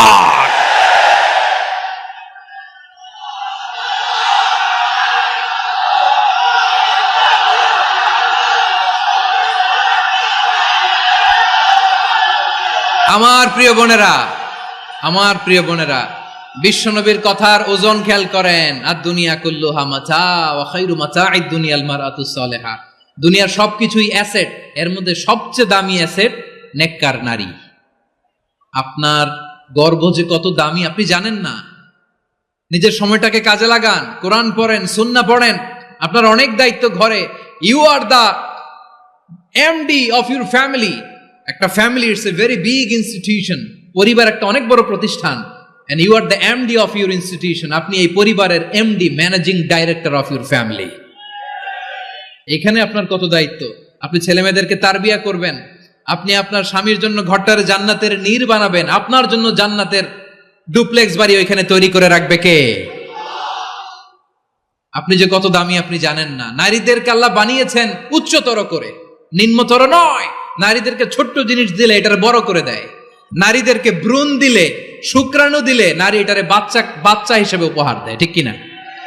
বিয়ের মাধ্যমে স্বামী যখন তার শুক্রাণু তার স্ত্রীকে উপহার দেয়, স্ত্রী রিটার্নে কি উপহার দেয়? ফুল ফর্ম বেবি, মানব সন্তান। দেখছেন, আপনি দিলেন একটুক, উনি দিছে বিশাল। আপনি যদি নারীকে বাজার এনে দেন, নারী এটাকে সুস্বাদু খাবারে রূপান্তর করে দেয়। আপনি তাকে একটা মুচকি হাসি দিয়ে দেন, সে তার কলিজা দিয়ে দেয়। কিন্তু যদি আপনি তার মনে কষ্ট দেন, সে আপনার জীবনকে জাহান্নাম বানায়া দেয়। খবর আছে, নারীর মন বুঝতে পারলে নেয়ামত, বুঝতে না পারলে কিয়ামত। ঠিক কিনা বলেন? আমার প্রিয় বোনেরা, আপনি যে কত দামি আপনি জানেন না, জানেন না আপনি কত দামি, অনেক দামি আপনি। আপনাদেরকে যেন ভোগের সস্তা পণ্য বানাতে না পারে আপনাদেরকে সচেতন থাকতে হবে, সজাগ থাকতে হবে, কনসার্ন থাকতে হবে। শয়তানের ওই হাতছানির দিকে আর নজর দেওয়া যাবে না। তাহলে কেন আল্লাহ তাআলা এই ফাহশা অশ্লীলতাকে হারাম করলেন? 1 নাম্বার, এতে হিউম্যান ডিগনিটি কমে। 2 নাম্বার, এতে মানুষের অধিকার নষ্ট হয়। আপনি বিয়ে করেছেন, এরে পরকিয়া করেন, ওর সাথে এরকম আছে না নাই? স্ত্রীর অধিকার নষ্ট করেছেন। আপনি বিবাহ সম্পর্কে আবদ্ধ হয়েছেন তার সাথে, আপনি পরকিয়া করেন ওই ছেলের সাথে, আপনি আপনার হাজবেন্ডের সাথে বিট্রে করেছেন। এজন্য আল্লাহ অশ্লীলতাকে হারাম করেছেন। অশ্লীলতাকে হারাম করার আরেকটা কারণ হচ্ছে আল্লাহ তাআলা এই হিউম্যান জেনারেশনকে এটাকে প্রিজার্ভ করতে চায়। হিফজুন নাসল, এটা মাকাসিদুশ শরিয়ার অনেক গুরুত্বপূর্ণ একটা মাকাসিদ, অনেক গুরুত্বপূর্ণ। আপনার নাসল, আপনার জেনারেশনকে সংরক্ষণ করা। এই যে আসতেছে ফেব্রুয়ারি, কত ফেব্রুয়ারি জানো? এটা কি বিশ্ব ভালোবাসা দিবস? হ্যাঁ, কি দিবস? এই বিশ্ব ভালোবাসা দিবসের সাথে মুসলমানদের কোনো সম্পর্ক নাই। আমার প্রিয় ভাইরা, এই যে আপনি অবৈধ সম্পর্কে জড়ালেন, কেন আল্লাহ অশ্লীলতাকে হারাম করেছে দেখেন। বলতেছিলাম যে এটা আপনার নাসল, আপনার জেনারেশন, আপনার লিনিয়েজ, আপনার বংশকে প্রিজার্ভ করা। কে কার বাবা, কে কার মা, বাবা মা জানা, প্রজন্মকে প্রিজার্ভ করা, এটা ইসলাম ওয়াজিব করে দিয়েছে। এই যে অবৈধ সম্পর্কের কারণে, বিশ্ব বেহায়া দিবসের কারণে, এগুলোর আউটকাম, আউটপুট হিসেবে মাঝে মাঝে এই ঢাকা মেডিকেলের ডাস্টবিনে নবজাতকের বাচ্চার কান্নার আওয়াজ শুনতে পাওয়া যায়। চট্টগ্রাম মেডিকেলের ডাস্টবিনে নবজাতকের কান্না শুনতে পাওয়া যায়। বীর চট্টলার মুসলমানেরা বুঝতে পারলে আওয়াজ করে বলেন, এই যে চট্টগ্রাম মেডিকেলে যে নবজাতকটা পাওয়া গেল, ওর বাবাকে আমাকে বলেন, ওর বাবাকে, ওর মাকে, ও কোন ফ্যামিলির সন্তান কেউ জানে? আপনি হিউম্যান ডিগনিটিকে অপমান করেছেন না? আপনি তার ভবিষ্যৎকে অন্ধকার করেছেন না? আপনি তার লিনিয়েজকে প্রশ্নবিদ্ধ করে দিয়েছেন না? এই জন্য আল্লাহ তাআলা অশ্লীলতাকে আমাদের জন্য হারাম করে দিয়েছেন। পড়েন সুবহানাল্লাহ। এই জন্য রাব্বুল আলামিন বলেন, কুল ইন্নামা হারামা রাব্বিয়াল ফাওয়াহিশা মা যাহারা মিনহা ওয়া মা বাতান। প্রকাশ্য অপ্রকাশ্য সব অশ্লীলতাকে হারাম ঘোষণা করে দিয়েছে কে? আবার দুনিয়ার বুকে যারা অশ্লীলতার প্রসার করে তাদের জন্য শাস্তি মজুদ রেখেছে কে? রাব্বুল আলামিন বলেন, ইন্নাল্লাযীনা ইউহিব্বুনা আন তাশিআল ফাহিশাতু ফিল্লাযীনা আমানু লাহুম আযাবুন আলীমুন ফিদ দুনিয়া ওয়াল আখিরাতি ওয়াল্লাহু ইয়ালামু ওয়া আনতুম লা তা'লামুন। নিশ্চয়ই যারা বিশ্বাসীদের মাঝে অশ্লীলতার প্রচার প্রসার করতে চায় তাদের জন্য আমি মর্মন্তুদ শাস্তি প্রস্তুত করে রেখেছি, দুনিয়াতেও রেখেছি, আখিরাতেও রেখেছি। ঘোষণাটা কার? যারা এই নাটকের নামে, সিনেমার নামে, রূপালী জগতের নামে, মুভির নামে, ওটিটি প্ল্যাটফর্মের নামে আমার সমাজে অশ্লীলতা ছড়াতে চায় তাদের জন্য কঠিন মর্মন্তুদ শাস্তি মজুদ রেখে দিয়েছে কে? ও আমার বোনেরা, এখনো আপনি জাগবেন না? এখনো আপনার চিন্তার দুয়ারে এখনো নাড়া পড়ে নাই? ওরা আপনাকে উলঙ্গ বানাতে চায়, ওরা আপনাকে আইটেম গার্ল বানাতে চায়। এজন্য ইসলাম অশ্লীলতাকে হারাম করেছে। হারাম। ইসলাম বলেছে যোজন যোজন দূরে থাকো, ওরা বলে না কাছে আসো, কাছে আসার গল্প, ক্লোজ আপ ওয়ান, কাছে আসার গল্প আছে না নাই? চট্টগ্রামে তো এগুলো নাই মাশাআল্লাহ। হ্যাঁ, এখানেও আছে ক্লোজ আপ ওয়ান, কাছে আসার গল্প। আল্লাহ বলেন ওয়ালা তাকরাবুজ জিনা, কাছেও এসো না, জিনা থেকে যোজন যোজন কিলো দূরে থাকো, ওরা বলে কাছে আসার গল্প। আমার বীর চট্টলার ভাইয়েরা, কাছে আসতে হলে আমরা কোরআনের কাছে আসব, কাছে আসতে হলে নবীর কাছে আসব, কাছে আসার গল্প হবে আমার রবের কাছে আসার গল্প। চিল্লায় বলো ঠিক কিনা? আওয়াজ করে বলুন, অশ্লীলতার সাথে আমাদের কোনো সম্পর্ক? আমরা এই সমস্ত ক্লোজ আপ ওয়ান, কাছে আসার গল্পের প্রোগ্রামে যাব, আমরা কোন ধরনের অশ্লীল কন্টেন্ট সোশ্যাল মিডিয়ায় টিভিতে দেখব। কি যুগ যে আমরা কাটাচ্ছি আপনি কল্পনা করতে পারবেন না। নারী পুরুষের বস্ত্রহীন যুগল দৃশ্য, এটাকে দিয়ে ওরা কোটি ডলারের ইন্ডাস্ট্রি বানিয়েছে। পুরো মানব ইতিহাসে এরকম জঘন্য সময় মানব ইতিহাস পার করে নাই। শরীফ থেকে শরীফা শুনছেন আপনারা? দেখতে পুরুষ, আসলেই পুরুষ, সুস্থ একজন পুরুষ, 4 সন্তানের বাবা, বলে আমি মনে মনে নারী। দেখতে নারী, সুস্থ নারী, আসলেই সে দিব্যি একজন নারী, বলে আমি মনে মনে পুরুষ। সুস্থ পুরুষ তার বায়োলজিক্যাল গ্রোথকে হরমোন দিয়ে স্টপ করে দিয়ে সে সার্জারি করে নারী হতে চায়। সুস্থ নারী পুরুষ হতে চায়। পুরুষ পুরুষের প্রতি সেক্সুয়ালি আকর্ষণ বোধ করে। এটা লূত আলাইহিস সালামের কওমের মধ্যে ছিল। এটাকে আল্লাহ কোরআনে ফাহিশা বলেছেন। ওয়ালুতান ইয قال لقومه أتأتون الفاحشة ما سبقكم بها من أحد من العالمين। লূত আলাইহিস সালাম বললেন, তোমরা কি এমন এক অশ্লীল কার্যক্রমে ডুব দিলে নাকি যেটা গোটা বিশ্বের কেউ কখনো করে নাই, তোমরাই প্রথম করেছো। পড়েন নাউযুবিল্লাহ। এই পশ্চিমের এই রোগ আমার দেশে যেন আসতে না পারে, আমাদের সজাগ থাকতে হবে। প্রিয় ভাইরা চিল্লায় বলেন ঠিক কি না? পশ্চিমের অবস্থা ভয়ঙ্কর। পাশ্চাত্যে আমি যুক্তরাষ্ট্রে ছিলাম অনেকদিন, কয়েক মাস, বিভিন্ন স্টেটে ঘুরেছি। গার্ডিয়ানরা উদ্বিগ্ন। ছেলে মেয়েদেরকে, ছোট্ট ছেলে মেয়ে, ওদেরকে জিজ্ঞেস করে, তুমি how do you feel right now inside yourself? তুমি ভিতরে ভিতরে কেমন ফিল করো? তোমার কি ছেলে ছেলে লাগে না মেয়ে মেয়ে লাগে? আচ্ছা বলেন, এই ছোট্ট বাচ্চাটা ওকে এগুলো জেন্ডার অ্যাসাইনমেন্ট বলতে এগুলো কিছু বুঝে? এইভাবে মিসগাইড করা হচ্ছে। কৌতূহল বশত ছোট্ট ছেলে যদি বলে আমার তো মেয়ে মেয়ে লাগে, তখন বলে যে না তুমি মেয়ে, ছেলে না। মা বাবা বাধা দিলে ওকে আলাদা গভর্নমেন্ট হাউসে নিয়ে যায়। ভয়ঙ্করতম অবস্থা। আমরা একটা সময় শুনতাম যে হুজুর আমার ছেলেটা খুব ভালো, হাফেজে কোরআন, আল্লাহওয়ালা। হুজুর আমার ছেলে দাড়ি রাখছে, আল্লাহওয়ালা। হুজুর আমার ছেলে 5 ওয়াক্ত সালাত জামাতের সাথে পড়ে, তার মানে আল্লাহওয়ালা। পশ্চিমে যে আমি কি শুনছি জানেন? ওরা বলে হুজুর আমার ছেলেটা ইউনিভার্সিটির একটা মেয়ের সাথে প্রেম করে, ও খুব আল্লাহওয়ালা, হুজুর দোয়া করবেন। এর কারণ ওদের কাছে আল্লাহওয়ালার ক্রাইটেরিয়া হচ্ছে হুজুর আমার ছেলেটা আরেক ছেলেরে পছন্দ করে নাই, আমার মেয়েটা আরেক মেয়েকে ভালোবাসে নাই, এজন্য আমার ছেলেটা আল্লাহওয়ালা, হুজুর ওর জন্য একটু দোয়া করে দিয়েন। কি চ্যালেঞ্জ ওরা ফেস করতেছে।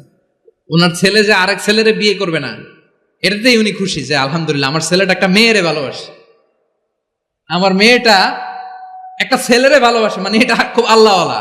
নাউজুবিল্লাহ পড়তে পারলেন না? এজন্য অশ্লীলতার সাথে আমাদের কোনো সম্পর্ক। রব্বুল আলামিন বলেন ওয়ায়ানহা আনিল ফাহশাই ওয়াল মুনকারি ওয়াল বাগি। 3টা জিনিসকে আমি নিষিদ্ধ করলাম। 1 নাম্বার হলো ফাহশা, অশ্লীলতা। 2 নম্বরে হলো মুনকারের সমস্ত মন্দ কাজ। আপনাদের মনোযোগ আছে না? শেষ করে দিব? আর 2-1 মিনিট শুনবেন? আচ্ছা বলি তাহলে, আর 2-1 মিনিট।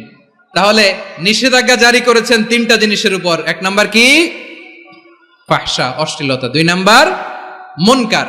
মুনকার মানে হচ্ছে যত মন্দ কাজ, খারাপ কাজ, বাজে কাজ, এটার বলে মুনকার। এটার কি বলে? আপনারা পড়ছেন না তা'মুরুনা বিল মা'রুফি ওয়া তানহাউনা আনিল মুনকার। ভালো কাজের আদেশ, সৎ কাজের আদেশ, অসৎ কাজের নিষেধ।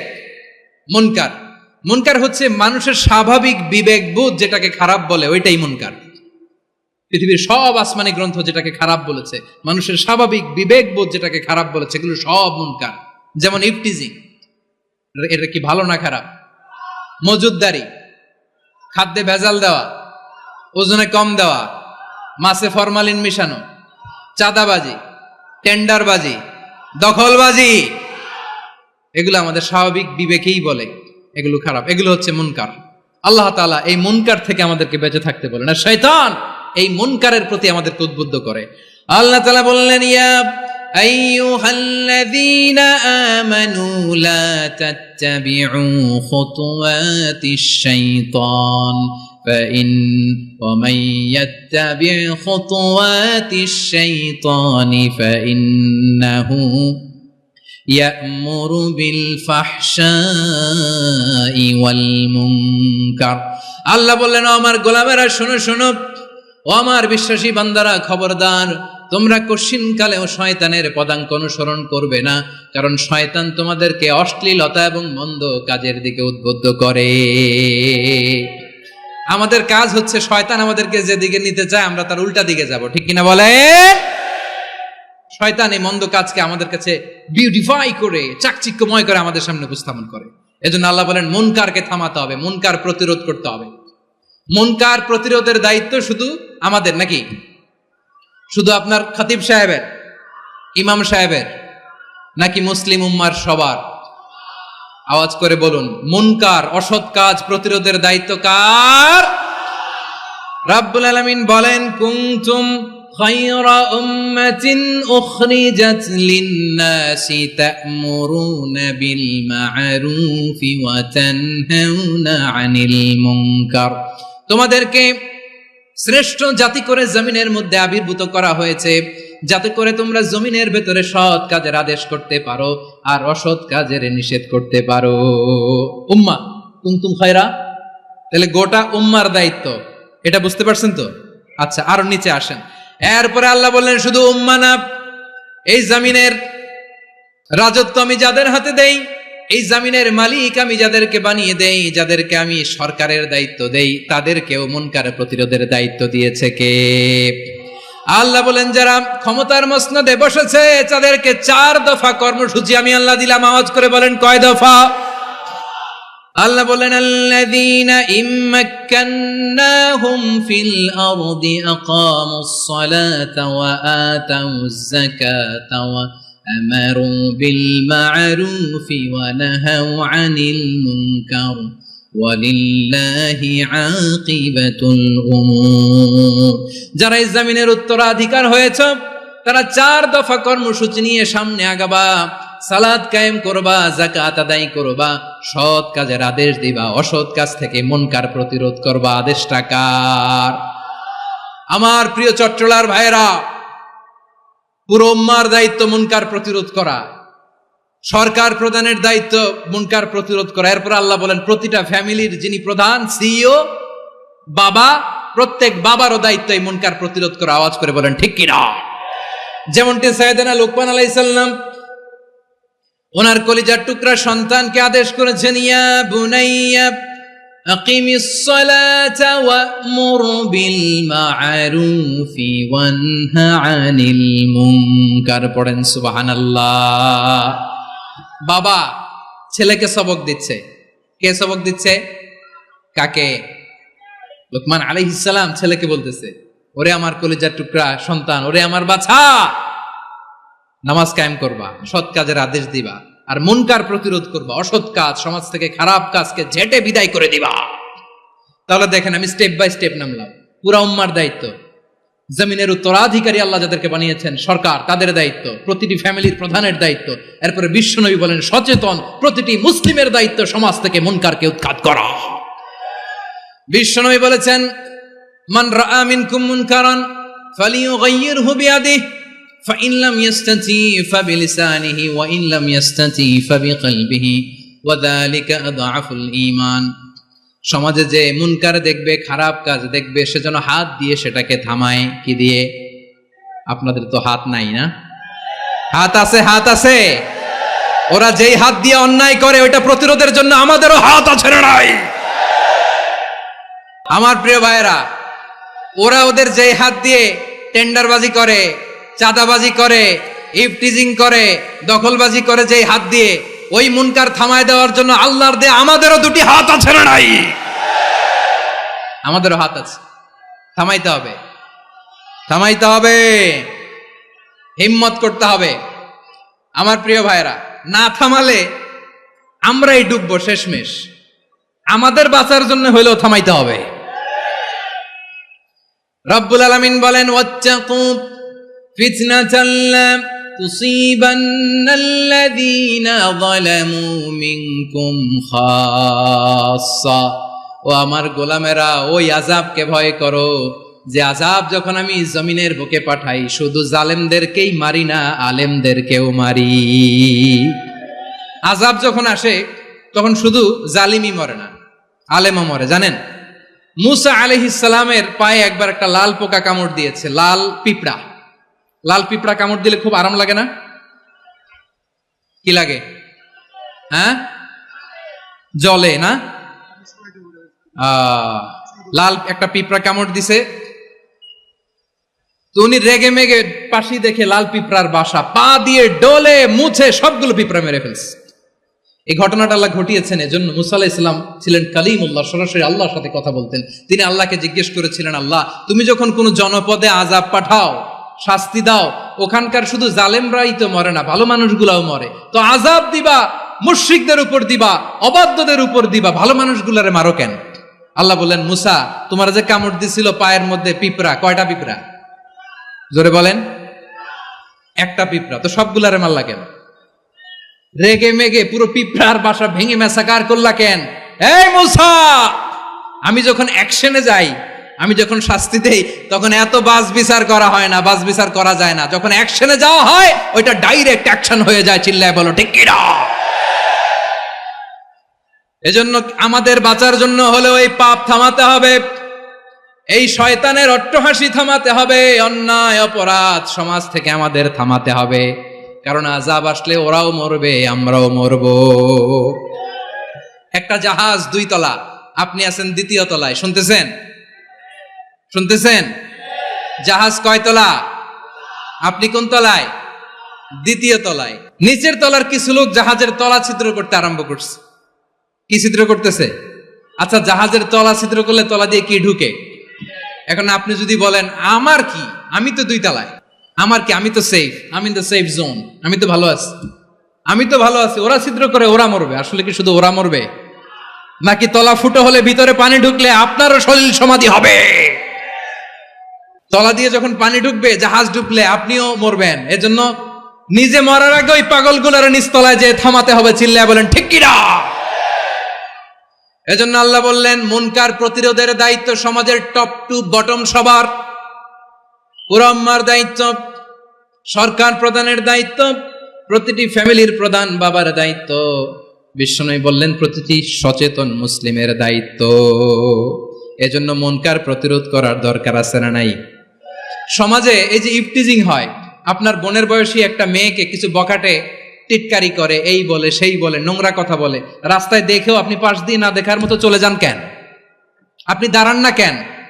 আপনি দাঁড়ালেই তো থেমে যাবে, কারণ সত্যের যে শক্তি তার সামনে মিথ্যা মুখ থুবড়ে পড়ে। আপনার সামনে ও কিছুই না, নাথিং। আপনি দাঁড়ান, ওকে প্রশ্ন করেন যে আমার বোনকে তুমি ডিস্টার্ব করো কেন? আপনাকে দেখে আরো 5 জন দাঁড়াবে, 5 জনকে দেখে আরো 10 জন দাঁড়াবে। আমাদের নীরবতা আর আমাদের নিশ্চুপ থাকাই জালিমদেরকে আরো শক্তিশালী জালিম বানিয়েছে।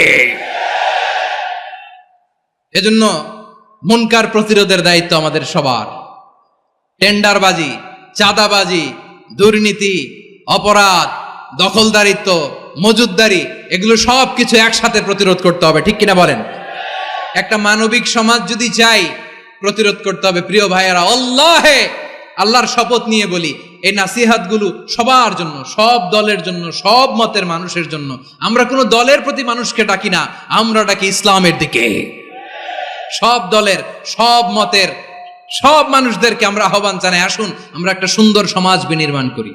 এই যে নতুন বাংলাদেশের এক সুযোগ এসেছে, আর জীবনে হয়তো আসবে না, সামনের 100 বছর এই সময় আসবে না। আসুন দেশটাকে আমরা সাজাই, আসুন আমরা দুর্নীতি বন্ধ করি, আসুন আমরা চাঁদাবাজি বন্ধ করি, আসুন আমরা দখলদারিত্ব বন্ধ করি, আসুন আমরা এক দল আরেক দলকে নিশ্চিহ্ন করার যে রাজনীতি, এটা বন্ধ করি। সব দলের প্রতি আমার আহ্বান, যে কোনো দলে এই প্র্যাকটিসটা থাকার দরকার আছে না নাই? চাঁদাবাজদের সাথে আপনারা নিজেদেরকে মুক্ত ঘোষণা করবেন যে এরা আমার দলের কর্মী হতে পারে না। আমরা চাঁদাবাজ মুক্ত বাংলাদেশ চাই, জুলুম মুক্ত বাংলাদেশ চাই, ফ্যাসিজম মুক্ত বাংলাদেশ চাই, গুণ খুন খারাপি মুক্ত বাংলাদেশ চাই। আমরা নতুন ভোরের বাংলাদেশ চাই। ওই বাংলাদেশ পাওয়ার জন্য মুনকার প্রতিরোধে অন্যায় প্রতিরোধী যদি বাঘের বাচ্চার মতো আবু সাঈদের মতো দুই হাত উঁচু করে বুককে টান টান করে প্রসারিত করে দাঁড়াতে হয়, রাজি আছো মুসলমান? কারা কারা রাজি? আল্লাহকে হাত দেখিয়ে প্রতিজ্ঞা করো।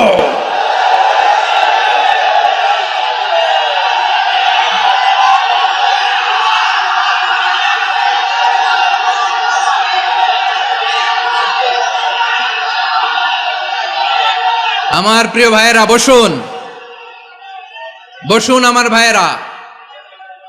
রাব্বুল আলামিন বলেন, ওয়ায়ানহা আনিল ফাহশাই ওয়াল মুনকারি ওয়াল বাগি ইয়াইদুকুম লাআল্লাকুম তাযাক্কারুন। আল্লাহ বললেন, আমি অশ্লীলতাকে নিষেধ করি, আমি সব ধরনের মন্দ কাজকে নিষিদ্ধ করি, সব শেষে আমি সীমা লঙ্ঘনকে তোমাদের জন্য নিষিদ্ধ করি। আলোচনা মনে আছে তো, না ভুলে গেছেন? নিষিদ্ধ করেছেন কয়টা জিনিস?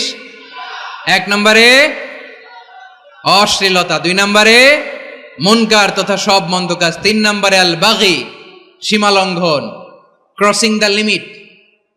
সীমা লঙ্ঘন করা ভালো না। We all should know our limits. চিল্লায় বলেন ঠিক কিনা? একই আয়াতে আল্লাহ বললেন, কুল ইন্নামা حرم ربي الفواحش ما ظهر منها وما بطن والإثم والبغي بغير الحق। অন্যায় ভাবে যে অবাধ্য হয়, যে সীমা লঙ্ঘন করে, তাদেরকেও আমি এটা হারাম করে দিলাম। সীমা লঙ্ঘন করা হারাম, সীমা লঙ্ঘন করা হারাম। আল্লাহ বারবার বারবার আমাদেরকে ওয়ার্নিং দেয়। যখন আমরা থামি না তখন আল্লাহ ধরে, আর যখন ধরে তখন ছাড়ে না। ধরে ধরে ধরে না, ধরলে আল্লাহ। ফেরাউনকে কিন্তু হুট করে ধরে নাই, আপনারা জানেন 9 বার ওয়ার্নিং দিয়েছে। ফেরাউনকে আল্লাহ তাআলা ওয়ার্নিং দিয়েছিল কয়বার? বীর চট্টলার বীর সেনানীরা আওয়াজ করে বলেন, ফেরাউনকে ধরার আগে ওয়ার্নিং দেয়া হয়েছিল কয়টা? রাব্বুল আলামিন বলেন, ওয়ালাকাদ আতাইনা মূসা 9 আয়াতিন বাইয়িনাত। 9টা মুআজিজা দেখিয়েছি। 1 2 3 বারবার এইভাবে রিমাইন্ডার, ওইভাবে রিমাইন্ডার, এইভাবে নসিহাত, ওইভাবে দাওয়া। ফাকুলা লাহু কাওলান লাইয়িনা, নরম করে বলো, সফট করে বলো, যত ওয়ে হতে পারে দাওয়া মেথডোলজির মুসা আলাইহিস সালামের সব অ্যাপ্লাই শেষ। 10ম বারে যে আল্লাহ ধরছে, 10ম বারে যে ধরেছে। এজন্য আল্লাহ বলেন, আমি সীমা লঙ্ঘনকে পছন্দ করি না। কোরআনের অন্য আয়াতে বাগীকে বলা হয়েছে আল ইতিদা। সীমা লঙ্ঘন যারা করে তাদেরকে আল্লাহ বলেছেন মুতাদিন।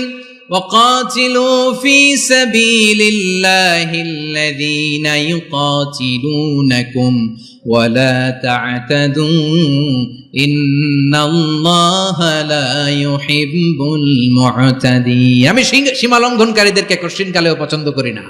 আমরা যেন সীমা লঙ্ঘন না করি, রাজি আছেন তো? যে কোনো ক্ষেত্রে ইবাদতে যেন সীমা লঙ্ঘন না করি। অনেকে আমরা ইবাদতে সীমা লঙ্ঘন করে ফেলি। বিশ্বনবী সাল্লাল্লাহু আলাইহি ওয়াসাল্লাম যেটা শিখিয়েছেন এর বাইরে যে অতিরিক্ত বুজুর্গ হতে চায়, এরকম আছে না নাই? করা যাবে না, কোনো ক্ষেত্রেই সীমা লঙ্ঘন করা যাবে, এমনকি যুদ্ধ ক্ষেত্রেও না। বিশ্বনবী সাল্লাল্লাহু আলাইহি ওয়াসাল্লাম বলেন, খবরদার যুদ্ধ ক্ষেত্রেও সীমা লঙ্ঘন করো না। কি সুন্দর ইসলাম আমরা পেয়েছি। বিশ্বনবী বলেন, খবরদার যুদ্ধের ময়দানে কোনো নারীর গায়ে হাত তোলো না, কোনো শিশুর গায়ে হাত তোলো না, কোনো গবাদি পশু হত্যা করো না, কোনো শস্য ক্ষেত্র ধ্বংস করো না, ইবাদতরত অন্য ধর্মের কোনো সন্ন্যাসীর গায়ে হাত তুলো না। বলেন সুবহানাল্লাহ। তাহলে আমরা সীমা লঙ্ঘন করতে পারবো? প্রিয় ভাইরা, একটা সুখী, সমৃদ্ধ, শান্তির সমাজ, মানবিক সমাজ যদি আমরা গঠন করতে চাই, আমাদের আল্লাহর দেয়া কয়টা আদেশ মানতে হবে বলেন দেখি? সবাই বলেন কয়টা? আর বেঁচে থাকতে হবে কয়টা জিনিস থেকে? আওয়াজ করে বলেন কয়টা? আচ্ছা, আদেশ নাম্বার 1 কি ছিল বলেন? আল্লাহর আদেশ কি? 1 নাম্বার আদাল, ন্যায়পরায়ণতা। আমরা সুবিচার, সুশাসন, ন্যায় বিচার চাই কি চাই না? 2 নম্বরে কি ছিল? মাশাআল্লাহ, আওয়াজ করে বলেন 2 নম্বরে কি ছিল? ইহসান। আমরা যেন সবার প্রতি দয়া পরবশ হই, ইহসান করি। 3 নম্বরে কি ছিল? নিকটাত্মীয়দের দান করা, তাদের অধিকার প্রাপ্য বুঝিয়ে দেওয়া। পাশাপাশি 3টা জিনিস থেকে আল্লাহ বারণ করেছেন, নিষেধ করেছেন। তার প্রথমটা ফাহশা, অশ্লীলতা। অশ্লীলতার সাথে আমাদের কোনো সম্পর্ক। আজকের এই ঐতিহাসিক চট্টগ্রামের প্যারেড ময়দান থেকে আমরা যত ধরনের মা যাহারা মিনহা মা বাতান প্রকাশ্য অপ্রকাশ্য, দৃশ্যমান অদৃশ্যমান সব অশ্লীলতা থেকে নিজেদেরকে মুক্ত ঘোষণা করলাম। অশ্লীলতাকে আমরা না বলে দিলাম। আওয়াজ করে সবাই বলুন নো। অশ্লীলতার সাথে আমাদের কোনো সম্পর্ক। 2 নাম্বার নিষেধাজ্ঞা কি ছিল? আল মুনকার, সমাজের যত মন্দ কাজ এগুলোকে আমরা প্রতিরোধ করব। রাজি আছেন তো সবাই? 3 নম্বরে আল বাগি, সীমালঙ্ঘন। কোন মুসলিম সীমালঙ্ঘন করে না, এমনকি যুদ্ধক্ষেত্রেও না। আওয়াজ করে বলেন ঠিক কিনা? রাব্বুল আলামিন শেষে বললেন ইয়াইদুকুম লাআল্লাকুম তাযাক্কারুন, আল্লাহ তোমাদেরকে উপদেশ দেন যাতে তোমরা শিক্ষা গ্রহণ করো। আমরা উপদেশ দিব, আমরা জোর করে কাউরে কিছু মানাতে চাই না। লা ইকরাহা ফিদ্দিন ওয়া যাক্কির ফাইন্না যিকরা তানফাউল মুমিনিন। উপদেশ দিলে এটা মুমিনদের কাজে দেয়। লাস্তা আলাইহিম বিমুসাইতির ইন্নামা আনতা মুযাক্কির। নবী হে, আপনি রিমাইন্ডার দাতা, আপনি উপদেশ দিবেন। আমরাও বিশ্বনবীর এই হাদিসগুলো থেকে, কোরআনের আয়াত থেকে রিমাইন্ডার, এই কথামালা বাণী বাহক হিসেবে এই বাণীগুলো আপনাদের সাথে কাছে পৌঁছে দিলাম। আমরা আল্লাহ তাআলার কাছে প্রার্থনা করি, আল্লাহ আমরা যেন আদল দিয়ে আমাদের সমাজকে গঠন করতে পারি। আল্লাহ আমরা যেন ইহসান করতে পারি, আমরা যেন নিকটাত্মীয়দের দান করতে পারি। আল্লাহ যত ধরনের অশ্লীলতা, অনাচার, মন্দ কাজ, সীমালঙ্ঘন, অবাধ্যতা থেকে যেন আমরা বেঁচে থাকতে পারি। আল্লাহ তাআলা আমাদের সবাইকে কথাগুলো বোঝার ও আমল করার তৌফিক দান করুক। হাযা মা ইনদি ওয়াল ইলমু ইনদাল্লাহ আলাইহি তাওয়াক্কালতু ওয়া ইলাইহি উনীব।